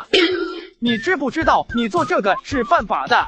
为什么呀？我以前找工作都没人要我，好不容易有了一个工作，还挺轻松的。我陪客人，客人开心了，自愿给钱，不偷不抢，我为什么犯法呀？对啊，一个连字都不认识的聋哑人，从小就在大山里长大，从没接受过正规的教育，他哪里能知道什么是法律？最多从小父母告诉他不能偷不能抢也不能骗。哥，这年头很多农村走出来健全的人都难找到工作，更何况是他一个聋哑人呢？说句难听的话，就现在的工作对他而言似乎算是非常好的了。以前人家常说被卖了还笑着帮忙数钱，只觉得是一句玩笑话，可今天古人诚不欺我。哥，要不要告诉他，让他知道自己在做什么？告诉他什么？告诉他自己在做的事情有多么的卑劣，多么的不堪。但是他真的不堪吗？在我看来，他比很多人都要干净。可如果不说，他一定还会继续做下去。是啊，哪怕今天帮他脱离苦海，也改变不了结局。回头找不到工作，还是会主动回来做这个，甚至会再次被所谓的男朋友骗，这就陷入了一种死循环。除非我们能帮妹子找到一份合适的工作，但很显然我们不具备这种能力。先带她去警察局吧，如果放着不管10有8九还会有下一个所谓的男朋友出现，到时候被卖到大山里，她的下半辈子彻底完了，不死也得疯。跟我走，我带你去个地方。道长，能帮我算一下吗？算什么？姻缘、运势还是财运？不是算我，是帮忙算下我弟弟的。我发现他最近好像染上了网赌，我听说年上网赌的人根本劝不住，家都要散掉。你帮我算算怎么才能让他戒赌？网赌确实很难戒掉，你为什么不跟你家人说呢？早点劝说，兴许还来得及。我不确定，而且我弟弟这个人性格内向脆弱，在没有证据的情况下，我不敢告诉我爸妈。那你是怎么知道他染上网赌的呢？是这样的，最近这段时间，我每次经过我弟的房间门口时，总是能听到一段话：澳门首家线上赌场上线了。而且好几次我听到声音开门进去，都看到我弟手忙脚乱的一阵捣鼓，强装镇定的样子，不停刷新桌面。我太了解他了，从小到大，只要干了心虚的事情，就是那种表现，所以我猜他一定是网赌了，怕被我看到。如果我没猜错，你弟的筹码应该藏在卫生纸里。什么意思？你弟恐怕没少输，至少几个亿搭进去了。几个亿？他哪来的几个亿？开个玩笑，美女，你多虑了。我刚才已经帮你算过了，你弟并没有在网赌，放心吧。不过呢，作为同道过来人，提个醒，让你弟不要天天窝在房间里伤身体。道长说的是，他就喜欢憋在家里，性格有点自卑。我也劝了好多次让他不要窝在家里，可是他不听啊。道长，你有什么办法能让他以最快的速度找回自信吗？这个嘛，不难，让他去找个班上就好了。就这么简单？对，只要不超过1个月，他就会从这真的是我能找到的工作吗？变成这破工作，我能来就是给他脸了。道长，这能行吗？自信不是天生的，是在人与人相处的过程中产生的。越是封闭，就越容易自卑。先让他踏出房门才是第一步。懂了，谢谢道长。哥，这也行，他朕就信了。正所谓道不足者多数，经不足者多淫，德不足者多虑，气不足者多食。哥，这也行，他朕就信了。正所谓道不足者多数，经不足者多淫，德不足者多虑，气不足者多食，神不足者多眠，阳不足者多病。他弟弟近期总是把自己关在房间里看小电影，就说明他很闲。长期以往下去，不但人变得颓废，精气神也会下降。所以这个时候找个班上忙起来就是最好的办法。有毛病吗？这夫妇你好，你是道士吗？是啊，我是道士。小朋友，你家长呢？这么晚，怎么就你一个人？我看电视上道士会抓鬼，你会抓鬼吗？是啊，我会抓鬼，你不害怕吗？我不怕。那夫妇，你可以帮我招2个鬼出来吗？小朋友，鬼很吓人的，你想干嘛呀？我想看看我的爸爸妈妈，可是我再也看不到他们了。夫妇，你说你会抓鬼，你帮我把爸爸妈妈抓来好吗？我就跟他们说话。小朋友，你说你想见爸爸妈妈，他们怎么了？去哪了？他们都去见我太奶了，出车祸都死了。先别哭，叔叔问你，你家大人呢？怎么就你一个人出来了？我爷爷在干活，我就跑出来了。夫妇，你带我去见爸爸妈妈好不好？求你了。乖，叔叔帮你联系爷爷好吗？让你爷爷带你去。不要，爷爷很忙，他没时间带我去。也不要报警，警察叔叔会把我送回家的。夫妇，求求你带我去看爸爸妈妈好吗？我给你钱。行，叔叔答应你了，带你去见他们。哥，你真的带他去啊？就他这样的，你忍心吗？可是，万一他爷爷发现他不在了，不得疯掉啊？没事，你现在给警察打个电话，知道该怎么说吧？知道，放心吧。你好，这里是西海市11018号机。你好，这里是西海市110 18号机警员，请讲。我结了个孩子，大概5、6岁的样子。这话听着怎么感觉不对劲呢？我想你应该听懂我的意思了吧？我听懂了，听懂。您稍等，我想问一下，现在孩子还安全吗？安全，倒是挺安全的，有我哥在呢。他看见孩子跑不掉了，就是吧？就是什么？孩子哭得很厉害，他想爸爸妈妈了。现在我哥决定把他带到山上去，你知道的，这大晚上去山上很危险，所以打个电话通知你们一声。如果他爷爷打电话报警，麻烦你们告知一下。知道了。这么晚了，去山上干嘛？难不成要撕票？你们想要多少钱？多少钱？我没开口要钱啊，怎么会这么问？对了，既然是去山上上坟，好像确实需要一些钱，只不过钱是烧给死人的，钱你们看着带吧，反正是烧给死人的。别冲动，钱很快就到，能说个具体的数吗？具体的数，平常上坟一烧都是按个1的，加起来我也不知道，总数是多少啊？随便买点不就行了吗？哪有人上坟还带具体钱的数字的？你看着装满1袋差不多应该就够了吧？好的好的，我知道了，马上安排。怎么了哥？我怎么感觉你这电话打的怪怪的？你确定警察听明白你的意思了？应该听明白了吧？他还打算带点纸钱过来呢。算了，不想了，走吧。刚才接到指挥中心电话，有一伙绑匪绑架了一个小孩，竟然敢直接打电话到指挥中心勒索，简直嚣张至极。根据现有的情报，这个团伙初步估计是2个人。目前刑事侦查部已经锁定犯罪嫌疑人的手机信号，发现他们正在高速移动，似乎是朝着金星山的方向。目前受害人的身份还不明确，但从绑匪胆大包天给指挥中心打电话勒索来看，这伙人什么都可能干得出来，情况相当危机。从现在起，我亲自坐镇指挥中心，全程指挥这场行动。对，你现在马上联系特警部队，让他们帮忙把金星山全部给围起来，狙击手随时准备就位。老李，我让财务带你去取钱，再联系好谈判专家，一定要抓紧时间。是 ，Yes sir。大半夜的，连路都看不清楚，真是要遭老罪了。卧槽，哥，墓碑！你不是在说废话吗？我们上坟要是没有墓碑，那才见鬼呢。这也是啊。爸爸妈妈，我想你们。夫妇，你不是会抓鬼吗？帮我把爸爸妈妈叫出来可以吗？我想见见他们。行，你等下哈，叔叔帮你把爸爸妈妈叫出来。但是我得提前告诉你，就算我叫他们出来，他们也看不见你，但是你可以跟他们聊天。而且这一次叫出来后，很长一段时间都不能再叫了，不然以后你永远都听不到他们的声音了，明白吗？哥，你玩真的啊？不然呢？今天也让你看看什么是真本事。幽冥之魂，闻灵而聚，阴阳相隔，此情可渡，愿以无名换而归来，与子相聚，片刻时光。好了，你爸妈的鬼魂已经被我召出来了，你可以跟他们说话了。爸爸妈妈，是你们吗？我好想你们。宝贝，妈妈也很想你。哥，你听到了吗？卧槽，哥，你去哪了？妈妈是你吗？是啊，宝贝。还好当年去传媒上过几天班，让我召唤鬼魂，我哪有这个本事？又不忍心让他失望，只能假装他的爸妈陪他说话了。宝贝，时间不早了，你该回家了，以后不可以偷偷的过来，记住了吗？记住了，妈妈，爸爸再见。哥，你刚才哪去了？吓死我了！他爸妈真的出现了啊！我就去上了个厕所，你至于吓成这样吗？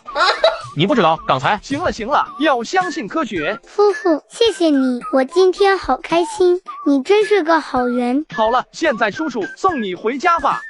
不许动，警察！不是，这怎么回事？不要做无谓的抵抗，你们已经被包围了，把双手举起来，杀！警察，上个坟哪来的警察？难道是之前这玩意打的那通电话？等下，警察同志，这是误会。是不是误会？待会回局里再说。警察同志，你们弄错了，我不是人贩子，不信你问那个小男孩。对呀，警察夫妇，这个夫妇是好人，你们抓他干嘛？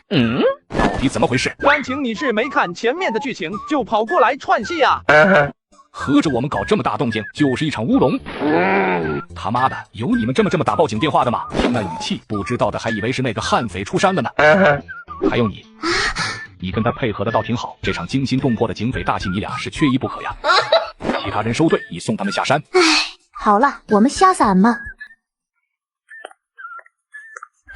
道长，给我算算吧，我的命是不是不好？行，把你右手伸出来。从你的手相和面相来看，你命还不错啊，有富贵命。真的假的？可是我都24岁了，一事无成，上学讨厌老师，好不容易找到个工作，讨厌老板，哪怕是打个游戏，我都讨厌会长，我这是不是心里有问题？那你就错了，小伙子，你有帝王之相啊！这怎么可能？道长，你别开我玩笑了。没有，真没有忽悠你。你想啊，你为什么会讨厌老师、老板、会长？不就是因为他们想控制你、管你吗？我问你，你讨厌你的同学、讨厌你的朋友吗？那肯定不讨厌。这不就是了，说明你的心理是没问题的。之所以讨厌他们，是你内心的呼唤在告诉你，你有帝王之相，他们没有资格管你。要是在古代，怎么说也能混个王侯，可惜了。你要是这么说的话，那我可就真心了啊。那个道长，顺便帮我算算我什么时候可以减肥成功？就因为胖，从小到大我都自卑，女孩子都不跟我说话，我都尝试过很多次了，但最终都失败了。再不行的话，我只能去抽脂了。这不用算，你的根源是自卑，而不是胖，明白吗？照你这么说，胖子都自卑了。自信不一定是非要条件很好，有的人天生就很自信。举个例子，就拿你这一身肉来说吧，在平常他可能是累赘，是负担，但如果哪天你得了大病，他就是你强大的后盾。听说过一句老话吗 ？ICU 里胖子进去，瘦子出来；瘦子进去，骨灰盒子出来。我不是告诉你胖子好，而是告诉你这一身肉有好有坏，不要因此而感到自卑，明白吗？原来如此，道长，我明白你的意思了。自卑是我自己给自己的，对吗？孺子可教也。我突然感觉我充满了动力，我相信接下来我肯定能减肥成功。那个道长，顺便问一下，我天天熬夜是不是也有很大问题？确实不太好，但也不用太妄自菲薄。经常熬夜的人有3大优点。首先，很聪明，经常熬夜的人知道可以通过熬夜来延长假期。其次，胆子大，不怕猝死。第三，特别的自律，每天坚持，而且不知道疲倦。我最近在做义工，但是我发现那些人好势利眼啊，觉得他们资历老，总喜欢给我穿小鞋，我该咋办，道长？看到那个卖鱼的手中的菜刀了吗？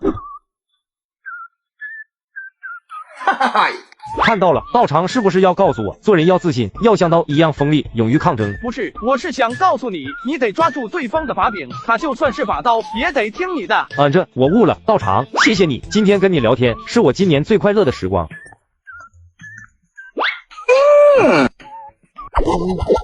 道长会开光不？你不是说废话吗？走走走，跟我回去帮忙开个光。等一下，我午饭都还没吃呢。吃个毛线啊！去我家，我请你吃。那你也得等我把东西收拾好吧。好的，我帮你。我前段时间出门钓鱼，捡到了黑乎乎的肉球，拿去拍卖公司鉴定，人家告诉我这是一个极品肉太岁，当场就给我挂在了他们的拍卖网上，起拍价1000万，当时可把我乐坏了。但2个月过去了，太岁肉压根无人问津，反倒是前后花了好几千的挂拍费。后来家里人跟我说，找个道士给他开个光，兴许就能卖掉了，所以我就把你们找来了。什么太岁肉？专家竟然给他定了1000万！道长看吧，这就是肉太岁，专家跟我说市场价10万1克。你确定这玩意是太岁？我怎么看着不像太岁，倒是像谁家的女朋友？那还能有假？我从小就喜欢倒腾古玩，对这种东西有着天然的眼力。我跟你说哈，这玩意我放到水里已经养了几个月了，不臭不腐，蚊虫也不会去叮咬它。我自己也上网搜过，这种品质的肉太岁营养价值非常高。我已经切下来一块泡水喝了1个星期了，感觉身体越来越好，越来越精神了。之所以找你来开光，就是因为拍卖公司说要我们那2万5，帮我们开个鉴定证书，不想花那个冤枉钱。因为前几天就有人过来看过了，当时出价这个数500万。对，那你为什么不卖？我怀疑他是个骗子，当时来谈好的价格，他说回去筹钱，让我不准卖。为了确保我不会卖，还让我押了5000块的保证金。谁成想后面人直接消失了，我已经报警了，迟早要把他给抓出来。这傻孩子前后被人骗了1万块钱，你确实是被骗了。这玩意压根就不是太岁，就是硅胶。不可能，拍卖公司专家鉴定的，怎么可能有假？现在还在他们官网挂着拍卖呢。想知道它是不是太岁，直接切1块下来，用火烧不就知道了？行，我之前烧过，一点味道都没有，绝不可能是硅胶。你告诉我这叫没味道，要我说你还是别开光了，抓紧报警吧！我怀疑骗你的那个人就是拍卖公司的。我特么喝了1个星期的女朋友啊，还是别人家的。看样子今天这顿中午饭是吃不成了。走，带你去吃大餐。道长，帮我算下姻缘呗。女居士，人逢喜事精神爽，看样子你这是好事来临了。道长看人真准，不瞒你说，我今天离婚了。刚离婚就要来找姻缘，而且心情还这么好，难不成分到财产了？还是说她老公是个不折不扣的人渣？那恭喜女居士了，看你这么开心，想来你前夫应该很差劲吧？那倒不是，他其实挺好的，年轻而且也很帅，年收入接近100万吧，性格也好。不是这样的你都嫌弃，你还来找我算姻缘？怎么说呢，他是挺好的，从各方面来说都很好，但他有一个毛病我受不了。什么毛病？难不成是什么特殊癖好，亦或者家暴？他太懒了，每次回到家什么事都不做，往那一趟要么玩手机，要么玩电脑，家里的事情他看都不看。每次都要说好多遍他才动一下，吃完饭总是要我催着才去洗碗，我经常做饭忙不过来，他就说要出去吃。除了懒，他还没什么情趣，不像人家老公经常准备一些惊喜，跟他生活在一起感觉太平淡了，好没意思。就连我最好的闺蜜都看不上他，天天跟我说他遇到的那些男人都有情趣什么的，我就羡慕那样的生活。不是，这女人脑子有问题吧？这他妈叫懒，换成别人，老公年收入100万，估计都得把她当祖宗供着，还让她洗碗，还有什么所谓的情趣？那纯粹都是忽悠小姑娘没炮到手的时候玩的东西。都结婚了，还天天要求有情趣，这就是典型的不知足。特别是最后提到的闺蜜，好家伙，此时此刻她的闺蜜估计在想，差点让你过上好日子了吧？像这样的离婚不外乎就2个原因，要么是闺蜜没看上，要么是闺蜜看上了。这样我帮你算一卦，如何？好呀，道长。怎么说啊？美女，这卦象不太好啊。哎，你可能要孤独终老了。不可能吧，我长得也挺好看的，找男人还不是轻轻松松。道长，你是不是算错了？我不是说你找不到男人，我是说你不会再找到真爱了。为什么？因为你身边有小人啊。小人，有人要害我。从卦象来看是这样的。那会是谁呀？我平常也没什么仇人啊，难道是我前夫？小人指的就是那种背后捅你刀子而发现不了的人。你前夫那么明显，他当不了小人。那还能是谁？道长，你帮帮我吧。其实想找到这个小人也不难，正所谓无利不起早，他害你自然是有目的的，而且这个小人一定是你身边非常近的人，否则害不了你。你好好想想，都有谁？这我平常在家做家务，偶尔打牌，根本没什么特别熟悉的人啊，也就跟闺蜜来往的密切一点，实在想不到是谁要害我。有没有可能你身边的小人就是你口中的闺蜜？可能，我俩一起长大，一起上学，一起工作，20多年的友谊，她不可能害我。这样啊，你能告诉我你闺蜜这些年过得怎么样吗？她过得可开心了，5年结了3次婚，每一个男人都特别浪漫。我每次听她说的那些故事都很向往。这次也是她劝我早点离婚，可以跟她一样享受浪漫，大不了就不结婚了。那就对了，在你看来，你闺蜜这几年过得很精彩，很浪漫。可你想过没有，那么浪漫，她为何要离婚？她跟我说感情腻了，就换一个呗。呵，这你还真信啊？她口口声声告诉你要享受浪漫，可她为什么还要结婚？难道她不知道结婚是枷锁吗？我不知道。你当然不知道，要是结婚真的不好，她也不会5年结3次婚了，却一直告诉你大不了不结婚了。你觉得她的言行一致吗？你再想想，这几年你过的日子看似很平淡，但有一个对你好的老公，安稳的家，生活无忧，吃喝住都不愁。你再看看她这几年到底过得怎么样？道长你这么一说，她好像一直都没什么钱，总是在还信用卡。她找的老公全都出轨了，这不就是了？什么样的男人最浪漫？那都是万花丛中过，片叶不沾身的男人，他们懂怎么忽悠女人，而往往这样的男人最不可靠，也容易出轨。相反，那种生活平淡，不爱出去社交，喜欢窝在家里对你好的男人，才是真正的相濡以沫。你看他浪漫的结局是什么？如果你想和他一样，你觉得你这辈子真的能找到真爱吗？我好像真的不能。道长，你的意思是我闺蜜见不得我好，所以一直在怂恿我离婚？天哪，这人心隔肚皮，换个角度想想，你过得很不好，但你的闺蜜却过上了让你羡慕的生活，整天在你面前絮叨，你会不会难过？会不会产生嫉妒心？应该会的吧。道长，我懂了，小人就是我的闺蜜，难道这么多年她一直在给我洗脑？有句话叫既怕闺蜜苦，又怕闺蜜住上大别墅。如果我没猜错，你闺蜜手机里一定有你前夫的联系方式。为什么这么说？废话，那么好的男人你不要，一堆人抢着要。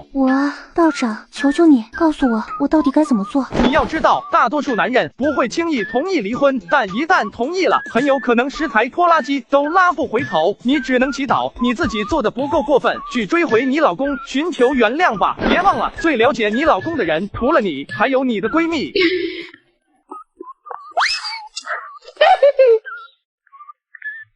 道长，可以帮我算算这几年的财运吗？好啊，不过在卜卦之前，我想问一下，对于财运的理解是怎样的呢？是希望财源广进，还是更侧重于稳定与积累？我也说不清楚。是这样的，之前我一直都是全职太太，做家务和带孩子，很久没有工作了。最近这几天，我闺蜜她要出国了，临走前打算把她的美容机构送给我，我有点忐忑，害怕自己经营不好。又是闺蜜，但是差距可真是大了。上集那个想尽办法坑人，这一个出国都不忘拉闺蜜一把。既然你说是闺蜜送你的，按理说你没有任何成本，这岂不是稳赚不赔？是这么说没错，之前我也去过她的店里，生意很好，每天都有不少人去办会员做美容，一年能赚好几百个。就是吧，她的店太大了，我又长期没有接触工作，担心自己搞砸了，这不是来求个心安吗？一年好几百个，说送就送了，这就是亲姐妹，也没这么好的吧？是啊，我俩从小一起长大的，她家里条件好，从小就照顾我，现在要去国外定居了，以后可能很少见面，算是送我的离别礼物吧。道长，明天我就要跟她签转让合同了，我现在还有点纠结要不要接，按理说应该稳赚不赔的吧？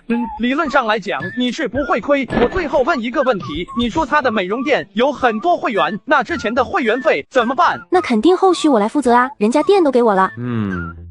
不太理想啊！啊？怎么说？这卦象之中云雾缭绕，如同迷雾遮月，难以窥其全貌。这就说明你并不是稳赚不赔。不是吧，道长，那要怎么解啊？你想啊，你得到了一个店的同时，也得到了许多会员的债务，这么说能理解吗？理解。如果说，我是说如果债务大于店本身的价值呢？你了解你朋友店到底有多少会员还没有消费吗？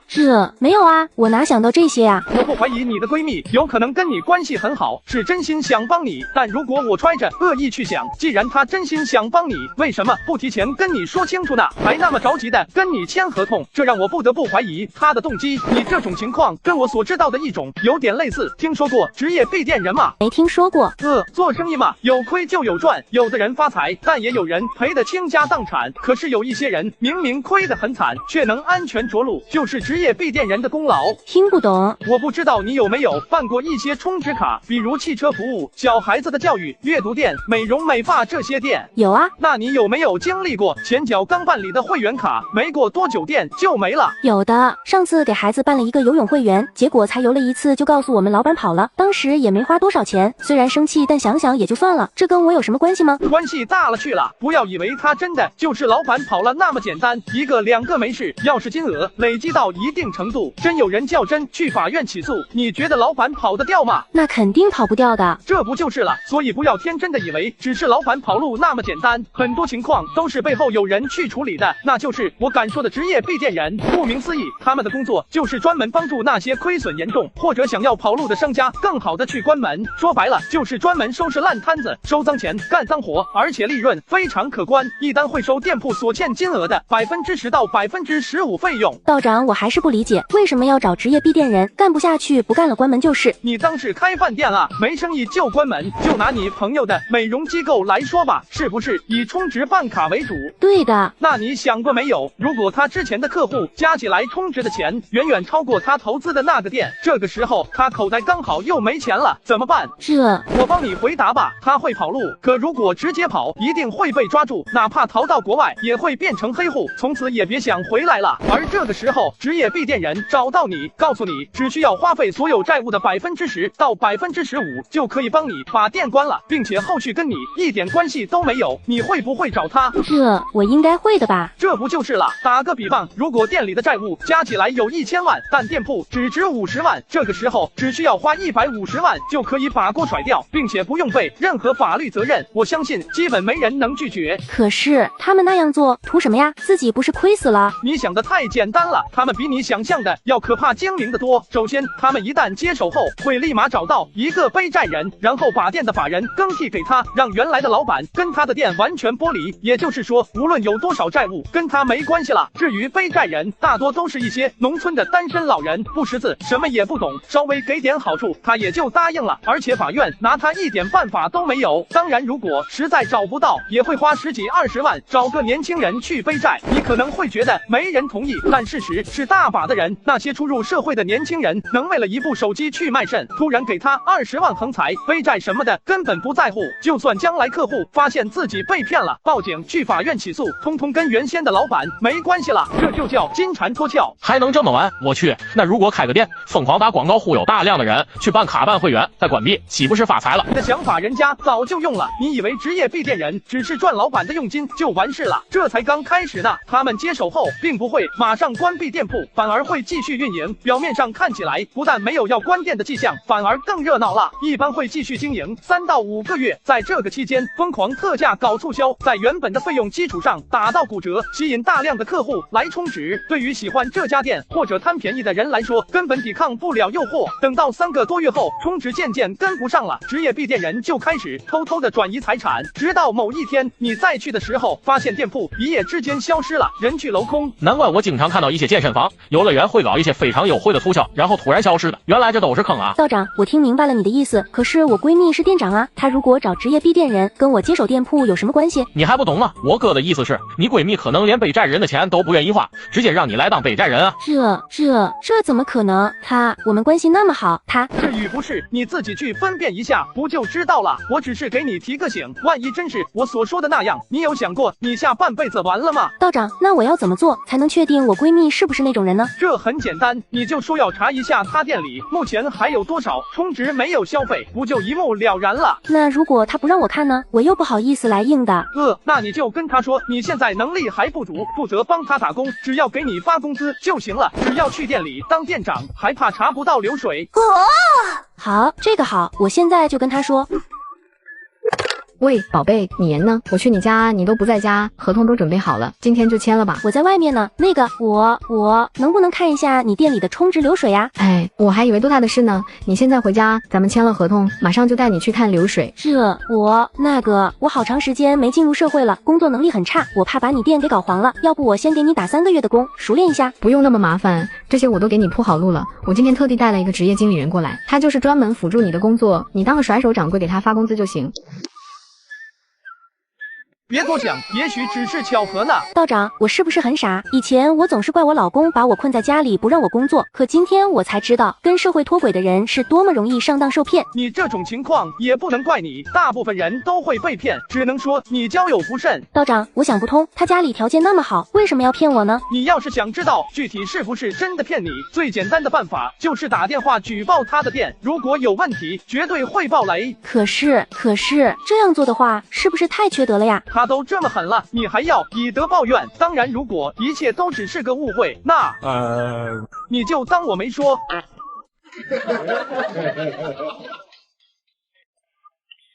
你好，是方道长吗？你哪位？是这样的，方道长，西海市明天上午将要举办一场算命师比赛，到时候会有全国各地有名的算命大师过来交流，这边想邀请您明天也去参加交流，不知道您方便吗？算命师大赛那是什么玩意？主要是算命，到时候比赛方会邀请一些社会人士，道长就负责给他们算命。不去。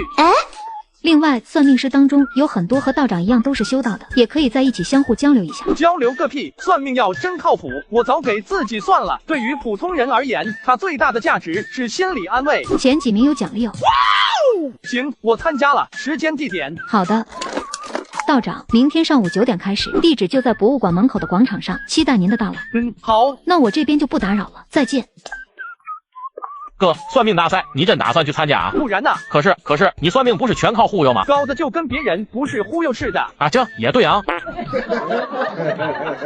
你是不是觉得我有点说一套做一套，不相信鬼神，却要当道士？是的，你又不信，为啥还当道士？信道不是信神明，而是道法自然；学道不是学迷信，而是传承和智慧；修道也不是修成仙，修的是无为；念经不是背课文，而是清净内心；留3分贪财好色，以防与世俗脱节分离；正7分一本正经，以图问心无愧度今生；入3分茫然无措，以瞒世间风雨隐于尘；藏7分重醉独醒，以致心明眼亮观世情。你不要把道士和迷信混为一谈，应当把道当成是一种精神状态的追求。老子曾经说过，上士闻道，勤而行之；中士闻道，若存若亡；下士闻道，大笑之。不笑不足以为道。所以大多数人并不理解道指的是什么，它跟在寺庙敲钟的和尚完全不是一个概念，明白了吗？哥，你啥时候说过那句话了？是老子，不是老子，听明白了吗？明白了。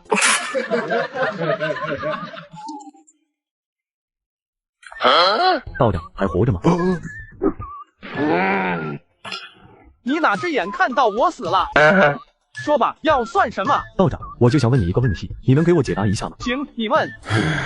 我今年27了，感觉活得很失败，干啥不行，我就纳了闷了。明明我身上的每个零件都挺贵的，哪个不都是几万几十万的？可为什么组装在一起就变成一个废物了？像我这么失败的人，怎么对得起这一身的零件？你难道没听说过套餐更便宜吗？套餐更便宜，合着自己是个套餐。道长，虽然这个答案不是很满意，但也算是没有遗憾了。等下别走，你给我那么多钱干嘛？这还有零有整的。我乐意。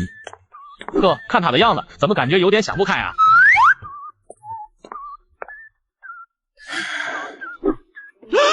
喂，别跳！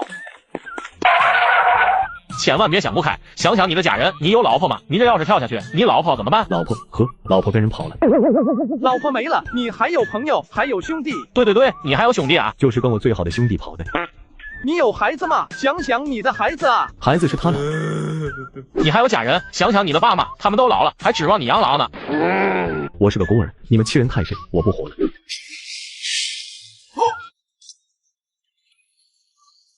快看，他浮上来了哦，抓紧打电话报警啊！哦，他又沉下去了，好厉害！看他样子好像不会游泳，谁下去救人啊？废话，这么高，傻子才下去救人吧？我操，刚才跳下去的是个道士吧？这也太勇了吧，这么高都敢跳下去。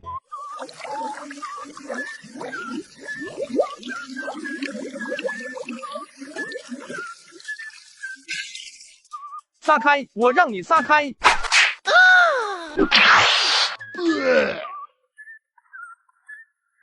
你们救我干嘛？我要去死！让我去死！来，你再跳一次去吧，我保证还救你。不过下一次我出手可就没那么轻了。道爷，我错了，我不自杀了，我要活着。钱还给你。那钱就当是给道长的救命钱了。你这人是真难沟通，难怪混成这个样子，就不能听劝吗？是，我错了。天地虽宽不润，无根之草；道法虽广不渡，无缘之人。正所谓法不清，传道不见脉，师不顺路，一步叩门。不是自己悟道的，谁都给不了，给了也接不住。能说服你的，从来不是道理，而是南墙；能点醒一个人的，也从来不是说教，而是经历。每一步自走，每一物自得。遇到问题不应该逃避，而是去面对。死只是最懦弱的行为。而且你想想，你死了，最开心的是谁？不就是背叛你的兄弟和老婆？你不会以为你死了，你的兄弟、你的老婆会愧疚吧？得了吧你，他们指不定在家里庆祝呢。道长，我该如何去正面面对？是放下这段过去，还是拿刀把那对奸夫淫妇给打了？这要真让他回头把那2人铡了，估计我也逃不了干系。毕竟是我劝的，没必要这么极端。当然，如果他们欠你的，你应该用法律的方式拿回来。我懂，我之前是送外卖的，自从认识我对象后，每天在外面至少要跑12个小时，累死累活就为了多赚点钱。我赚到钱全都给我对象，自己只留吃饭。今年4月份，她告诉我她怀孕了，当时我真的好喜欢，我要当爸爸了。可是上个月开始，她对我越来越冷淡，很少见面，话都很少，打电话也不接。直到前几天跟我提了分手，说我现在给不了她想要的生活，而且她居然告诉我，孩子其实不是我的，而是我最好的兄弟。原来他们早就搞到了一起。道长，你说我这样的人活着有意思吗？有，按照你这么说，你女朋友、你前对象那属于违法犯罪，跟诈骗有什么区别？你应该找他把你的钱全都要回来。我当时也要了，可他就说没钱，而且还说是这么长时间来赔我的青春损失。我本不想无缘无故去介入一个人的因果，但你这烂泥扶不上墙的样子，看着人真是做气。绿帽子扣头顶，人财两空，你怎么忍得了的？现在你给我起来，去找你那个前对象要钱去，我陪你去。真的吗？有道长陪着我就有底气了。记住，直接要钱，不要跟他扯什么乱七八糟的东西。你的目的只有一个，明白吗？明白。干什么呢？别打架，松开。怎么回事？为什么在这打架？警察同志，这个人偷偷跟踪我老婆。你放屁，那是我女朋友，我都跟她订婚了，也回老家见过父母了，甚至见面礼都给了，准备今年国庆就结婚的。那你为什么要偷偷跟踪？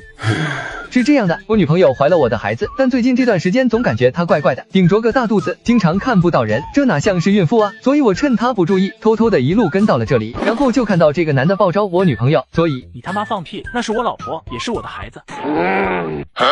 这剧情也太狗血了吧！2个男人，那肚子里的孩子是谁的？那你们口中的女朋友呢？她人在哪？让她出来说句话。警察同志，这是我们的家事，我们可以自己处理的。如燕，哥，这是什么情况？我也不知道啊。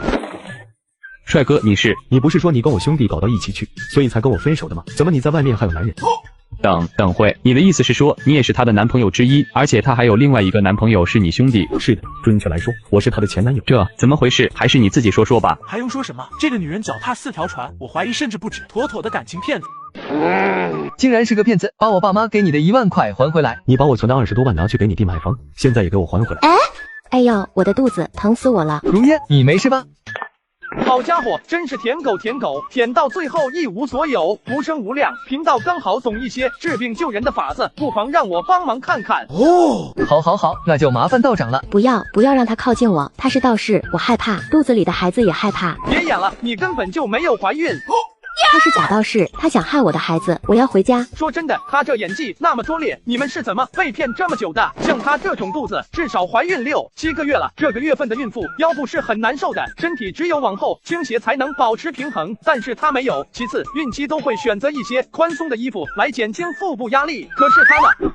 完全是平常穿的衣服被活撑大的。除此之外，她的呼吸也很不正常。孕妇由于腹部重量增加，呼吸会采用更深的腹式呼吸方式，获取更多的氧气。学过乐器的人都知道，腹部呼吸比肺部呼吸要深，要困难一些。但是你们看她从头到尾呼吸均匀，最后也是我最确定她不是孕妇的点。月份比较大的孕妇，在平常都是尽量避免人群，避免调皮捣蛋的孩子，免得和肚子发生碰撞。但是她呢，竟然顶着大肚子在人群中看戏，你就一点都不怕别人把你的孩子给撞掉吗？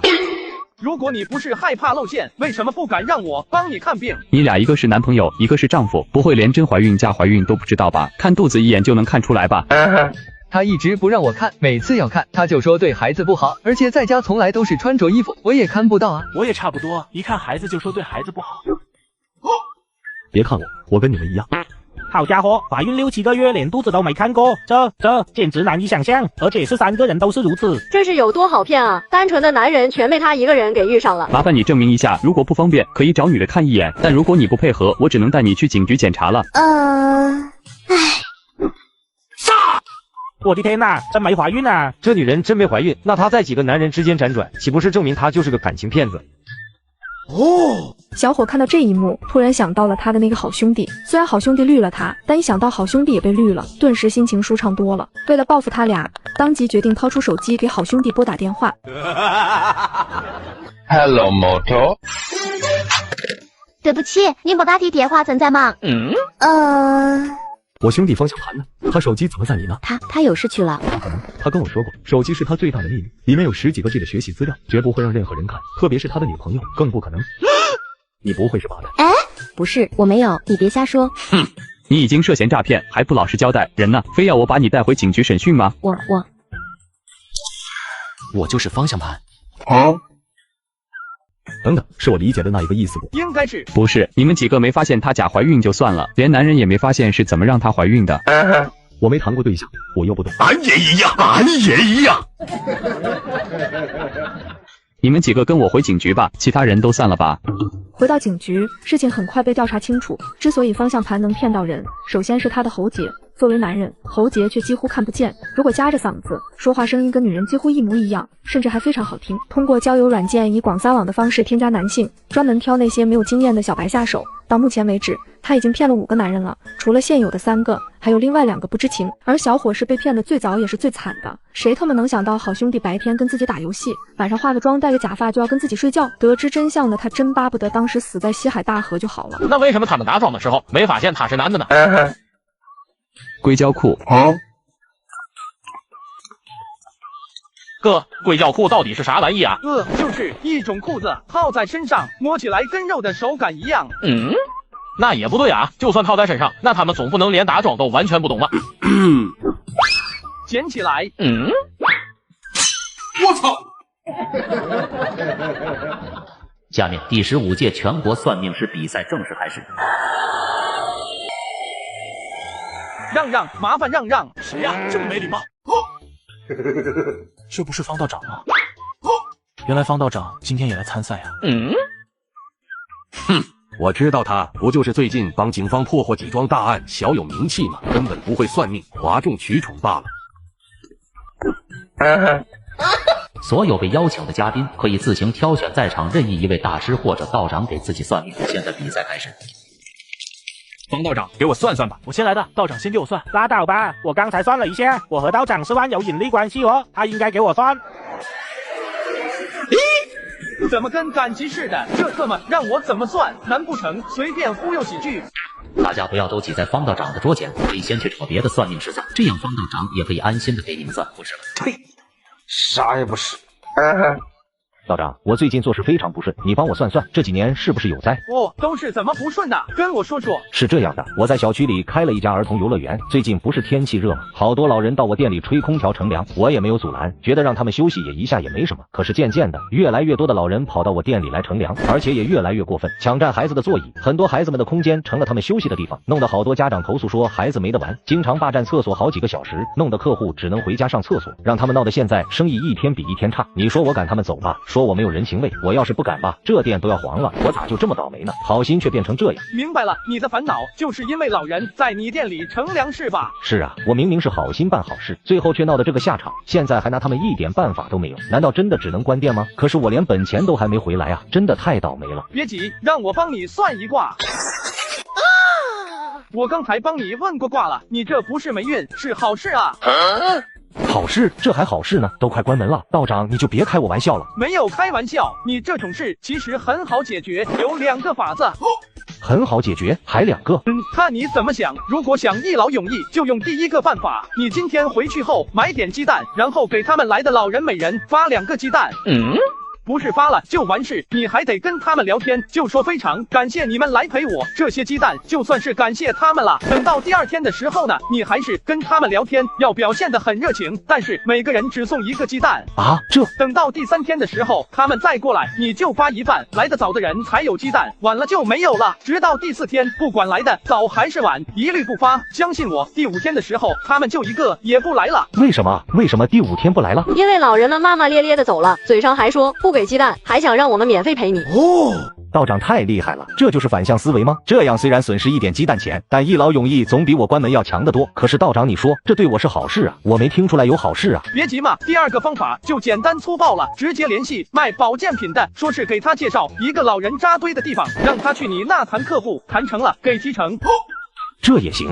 不对，虽然我是能赚提成，但是我店还是要黄啊。你笨啊，你想啊，如果你是业务员，跟老人熟悉后，会不会想独吞，不给你分提成？那当然想啊。那不就是了，业务员为了避免你知道，他肯定会不让老人去你店里了，时间一久，老人自然而然就没了。哦。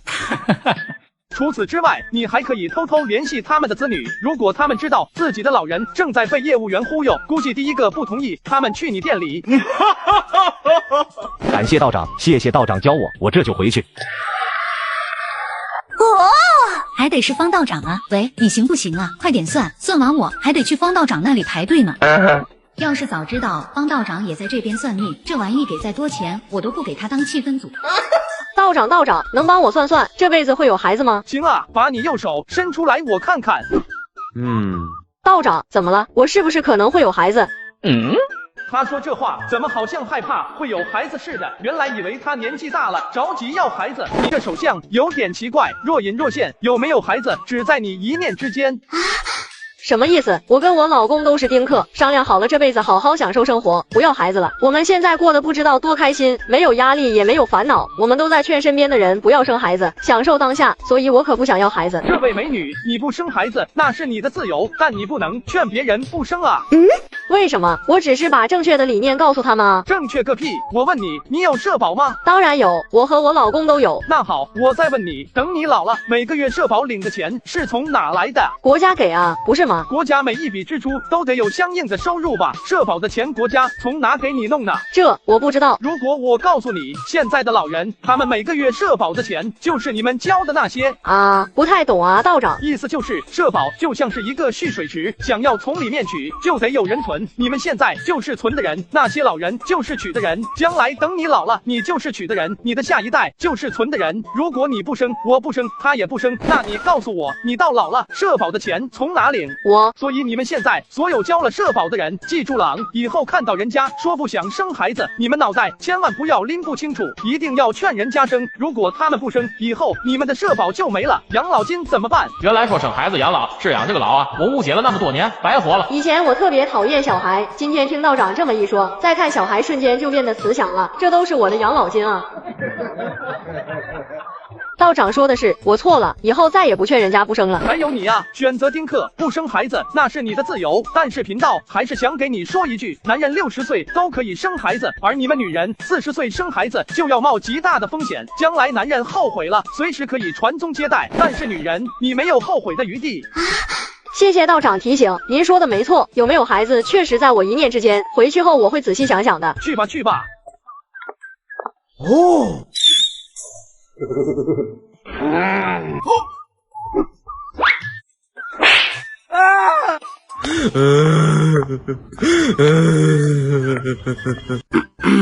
说吧，你想算什么？道长，我想算算什么时候能找到女朋友。恭喜你，你有桃花运了。真的吗？是的，不过机会永远是要靠自己去抓住的，而不是等来的。我算出你今年必然会出现1到2个心动的女生，但千万别什么都不做。明白明白。可是道长，我长得一般，家里条件也一般，我怕就算遇到了，人家也看不上我呀。这有何难？今天频道就来教你一个降维打击的泡妞方法。知道什么叫错位竞争吗？不知道。给你举一些例子，很多男人高中的时候搞不过校外的黄毛，大学的时候搞不过开车来接送妹子的社会人，好不容易步入工作了，发现自己压根没钱，同龄女生早就被那些职场老油条带去灯红酒绿了，终于熬到事业小有成就了，又被同龄的女生要房要车要彩礼。但如果我们换个打法来，那就轻松很多了。道长，你快教教我。如果你是高中的男生，那就好好学习，去练一练身材。大学时期的时候，谈一个30多岁的成熟富婆姐姐，你风华正茂，她小有积蓄，最青春的你遇到了最好的她，在她身上你可以学到足够多的知识。感情知识就像吕小布一样快速升级。如果你刚毕业有了工作，可以谈一个比你小2、3岁的学妹，感受一下粘人的乖乖女。哪怕你工资只有5、6千，对大学生来说也是降维打击。你带着姑娘吃吃喝喝，她也能开心很久。如果你在社会上已经打拼了几年，那你就找一个刚步入社会职场的新人，带姑娘去领略人情世故，体验灯红酒绿社会繁华，好好享受一下被新人崇拜的感觉。另外约会的话，我给你一些建议，不要去看电影，也不要去什么夜店，直接去火葬场，带他去看生离死别，带他去法院，剧情跌宕起伏，带他去墓地，告诉他提前来看墓地，到时候合葬在一起，给他充足的安全感。相信我，他一定没有感受过，绝对会对你印象深刻，爱你爱的死去活来。好家伙，这真是一个道士，确定不是从夜。好家伙，这真是一个道士，确定不是从夜店里跑出来的花道士。连错位竞争、降维打击这种方法都能想得到，他以前经历过什么？还有那最后说的约会地点，正常人谁他妈跑到火葬场去？选目的是为了给他安全感。我的天，这脑回路简直绝了！我不太认同方道长的话。什么叫30岁的女人是最好的她？难道70岁就不是小妹子吗？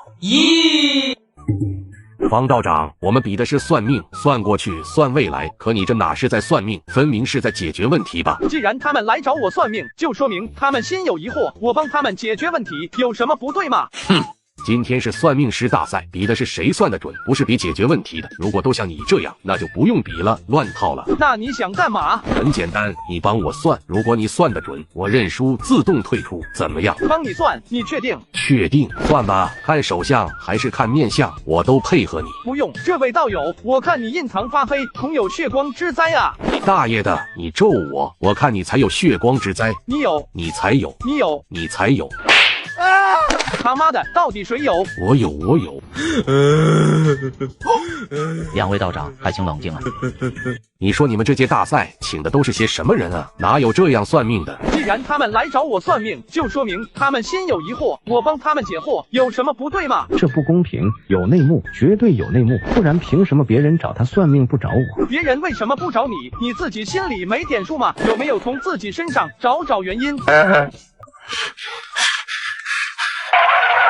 领蒙古潘将军与华雄征战不到1个回合就被斩于马下。啥玩意？剧本里没说有这一段啊！保安，保安，人呢？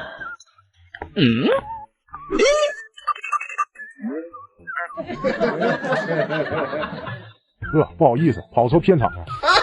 插出去。至此，今天这场比赛的冠军已经诞生了，毫无疑问就是方阳。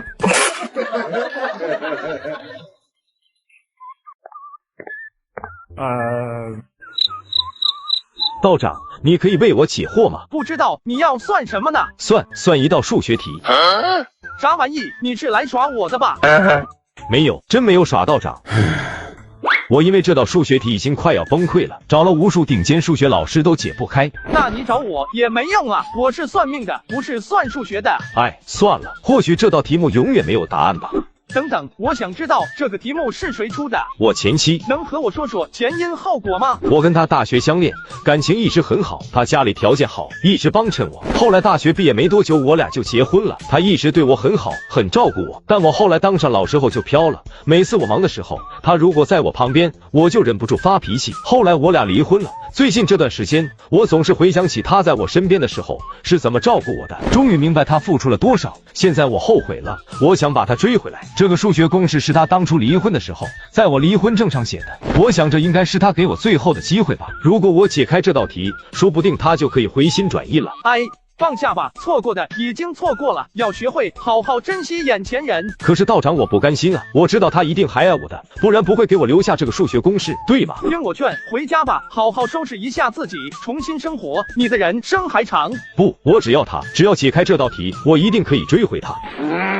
你非要我告诉你答案是他在你的离婚证上骂你是个一事无成一无是处的二逼一个，你才开心吗？啊，道长，什么意思？看着啊，一事无成一无是处的二逼一个。他是在骂我。人家对你好的时候你不珍惜，非要等离开了再这缅怀，甚至还觉得人家爱着你，你哪来的自信？你难道没听说过一句话吗？迟来的深情比草贱。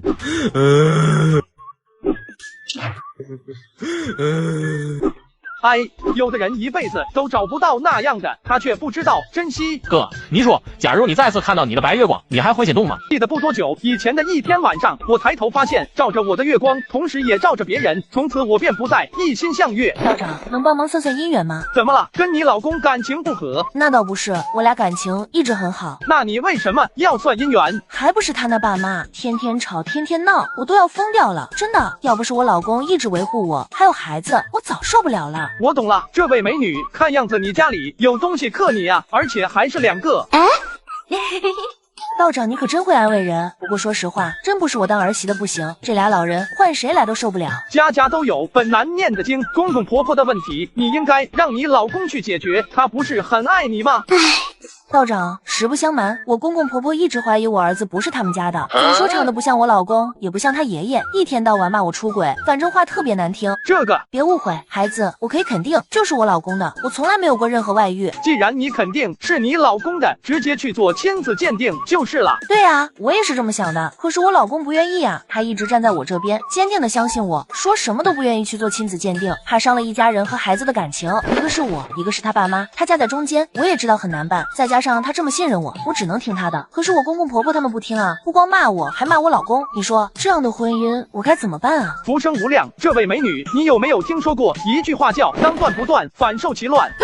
别误会，我不是让你跟你老公离婚，从你的语气中我能听出他还是很信任你的，换成一般人早就起疑心了。但就像你说的，既然他相信你，你就应该让他的信任值得。如果这件事继续拖下去，首先你老公和爸妈关系会变得越来越差，而你的婚姻也会变得岌岌可危，对孩子的身心健康影响极大。所以最简单的办法就是做亲子鉴定，你老公不同意，你就偷偷的拿着他的头发去做，只要真相大白，这些事情都可以轻松化解。道长，你说的对，我一直以来都下不了这个决心，但今天我决定了，做亲子鉴定必须做，我的清白难道就不重要了吗？老婆，我终于找到你了，对不起老婆，让你受委屈了，你不要一声不吭就走，跟我回家好不好？我就出来散散心而已，谁说我要走了？啊，那你手机怎么不接电话？我调静音了。哎呦，现在的年轻人真会耍心机。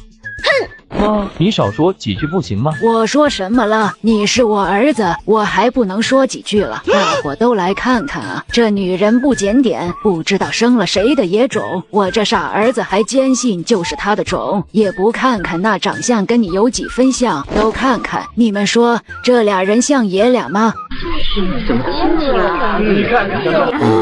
我早就说了做亲子鉴定，我坦荡做人，天天被你这么污蔑，是我不愿意做吗？我已经决定了，今天无论如何我都要做亲子鉴定。那你去做啊，证明给我看呐！做就做，你给我等着。老婆，别生气，我相信你，不用做，儿子就是我的。你个蠢货，我怎么生出你这个怂货来？我家就你一个独生子，还指望你传宗接代呢？你现在帮别人养儿子还这么高兴，当初就该把你丢墙上。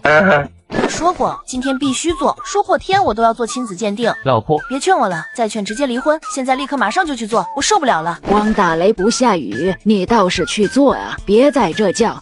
做，一天到晚就知道做亲子鉴定，还有你们俩一天到晚就知道吵闹。好，既然你们非做不可，那我也没必要掩着藏着了。没错，小明不是我亲生的儿子，我早就知道，在他刚出生我就知道。你什么意思？你怀疑我有外遇？看吧，我就知道他不是我们家的种。儿啊，你终于清醒了，这个女人不守妇道。闭嘴！你还好意思说？你知不知道这一切都是因为你，是你打着为我好的幌子，把我们一家逼到如今的地步。现在你满意了，妈妈。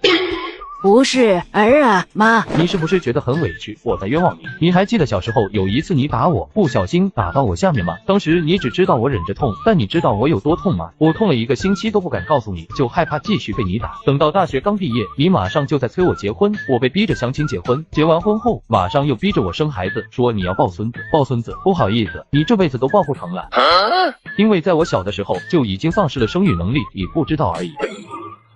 那孩子是怎么回事？要怪就怪我太懦弱了，我被你们逼得受不了，最后把我老婆灌醉，请我好兄弟帮忙才生了小明。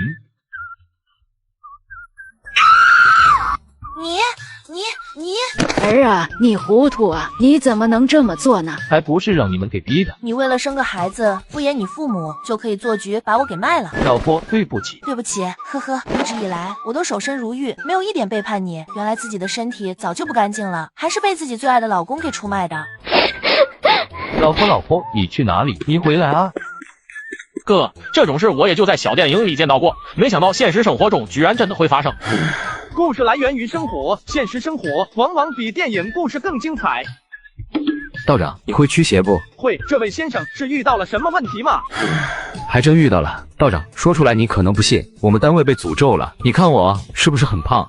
这道长不用顾忌，我知道我很胖，快胖成猪了。不光是我胖，我们整个单位的人全都胖成了猪。还有这种事？你们公司的食堂伙食也太好了吧，搞得我都想去尝尝了。哪有食堂啊？我们都是自己弄吃的，没有食堂，所以这就奇怪了。大家吃的又不同，为什么全都胖得跟猪一样？每次开会的时候，光是坐在那都一身的汗。公司里面的男同事每天跟打了鸡血似的亢奋无比，大白天憋得满脸通红。不光是男同事，公司里的女同事在这几年接2连3的怀孕，而且生出来的宝宝个个10多斤，姨妈要么半年不来，要么一来大半年都不走。更夸张的是，有一些年龄比较大的女同事早就绝经了，姨妈竟然又来了。之前有个女同事为了减肥，每天不吃饭只喝水，结果光是喝水她都能长胖。你说怪吧？确实很怪，但去医院检查吧，身体上大伙却都没什么毛病，就是肥胖带来了不少并发症。而且期间我也尝试了好多次要减肥，结果无论是运动还是节食，完全降不下来。道长，你说我们公司是不是中邪了？是不是中邪？我得去你们公司看一眼才行。那可太好了，麻烦道长跟我走一趟吧，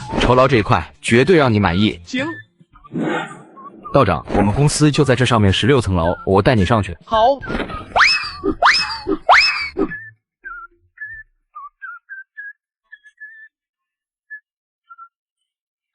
哥，还真全是胖子。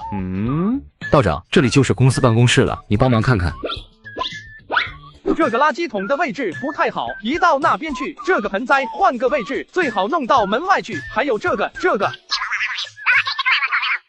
哦，道长，这样就算结束了吗？这只是第1道程序，先帮你改一改风水，然后再驱邪。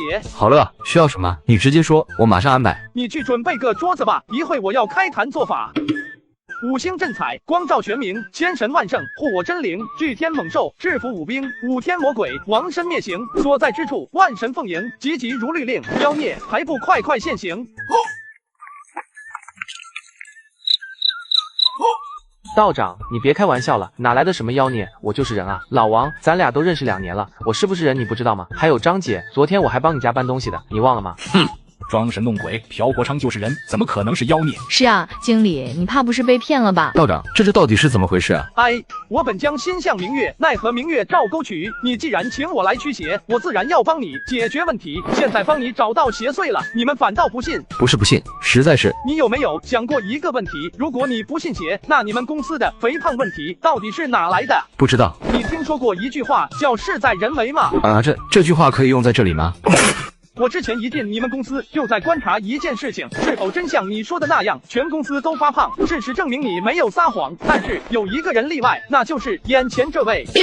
大家都知道我身体不好，从小体弱多病，虚不受补，吃的也少，所以长不胖。如果我没记错，经理之前跟我说，有个妹子不吃饭光喝水也胖吧，在哪？能站出来吗？道长，我到现在每天都只吃2顿饭，而且饭量比一般人少，可是这肉长得根本停不下来。这不是你体质的原因，你仔细回想一下，你除了吃饭，最多吃的喝的是什么？那肯定是水啊，我肚子饿的时候就喝水，这样可以稍微缓解一下，总不能是谁有问题吧？为什么不可能呢？道长，这水都是从正规公司订的，不可能有问题的吧？在搬过来的时候应该是没有问题的，但是到了饮水机上面可就难说的。什么意思？我仔细检查过，你们公司所有人都发胖，唯一的共同点就是大家都喝同一个饮水机的水，而偏偏饮水机旁边坐的人就是眼前这位，也就是说饮水机应该是由他来负责，对吧？是的。那为什么他不胖呢？据我观察，你们的症状是男性每天打了鸡血似的，女性生娃特别猛，而且孩子还特别大，这种症状有点像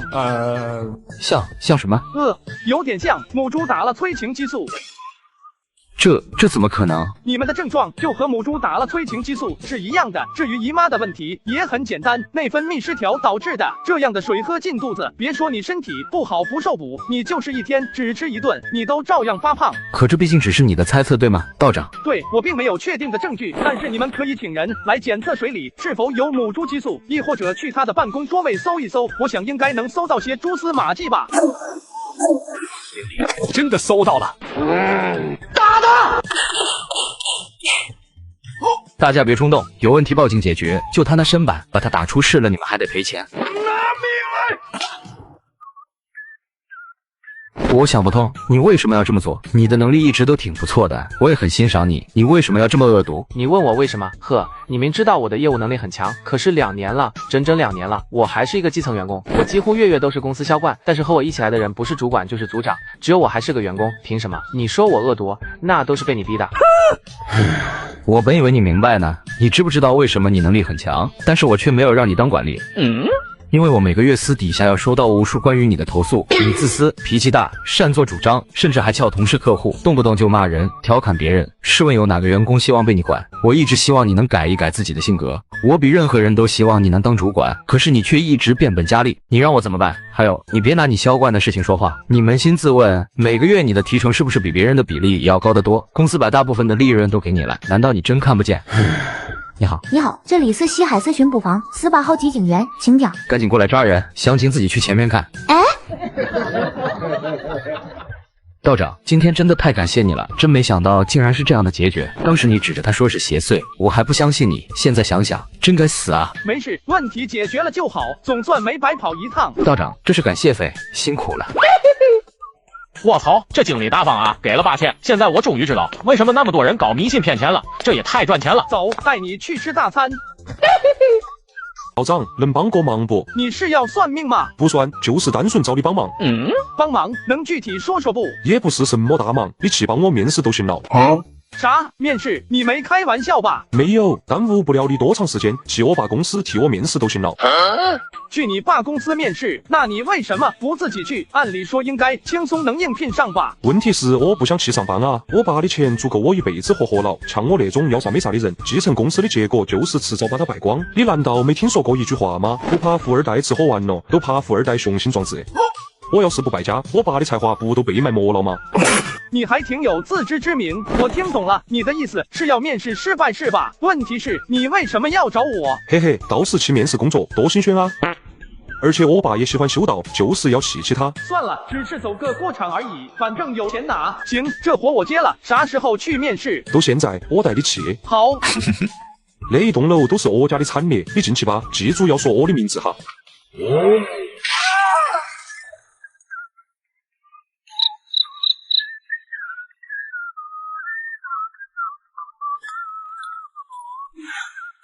你好，这里是私人公司，现在人不能进去。我是来面试的。见过有人穿西装，也有人穿休闲装，甚至还有男的穿黑丝过来面试的，这还是第一次见到穿道袍的。进去吧。你们怎么才来？你是？起开！面试官说要等你来了一起面试，我都等了1个小时了。还有你面试就面试，带个道士来干嘛？你在跟我说话？不然呢？不是，你搞错了，不是我面试，是我哥面试。你来面试？你也是来面试的？看来这年头道士也不好混啊。算了算了，抓紧进去吧。时间不早了，我们直接开始吧。下面有几个问题，你们2个分别回答一下。都先说下之前都干过什么工作吧。我曾经的工作是扩大公司业务规模，与客户建立信任关系的一线公关人员，推销员呗。也可以这么说。那你呢？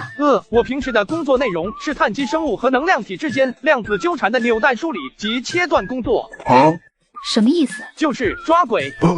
那为什么选择我们公司呢？我认为咱们公司的企业文化和工作氛围很好，而且呢有很大的发展前途，我想挑战一下自己。不错，你呢？我也想挑战一下我自己，因为我觉得咱们公司内部磁力波段指数的浮动很大，我认为还有很强的可优化性。啊？什么意思？直白点说就是你们公司不干净。不干净？他是来应聘保洁的吗？